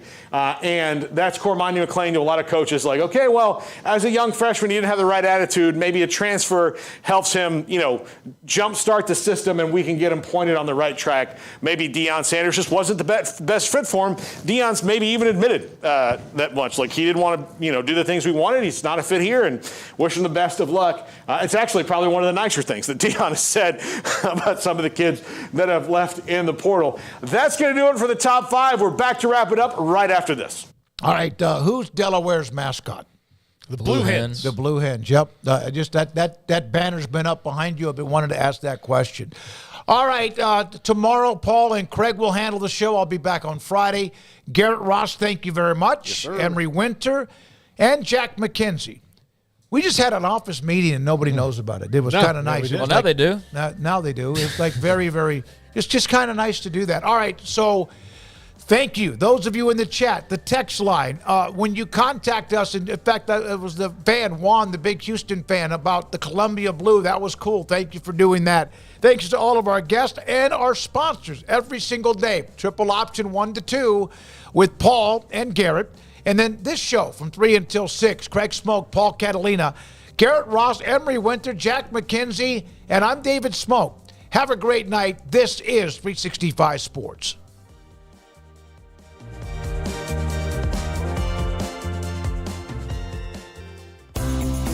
Ideal MRI is a small family business right here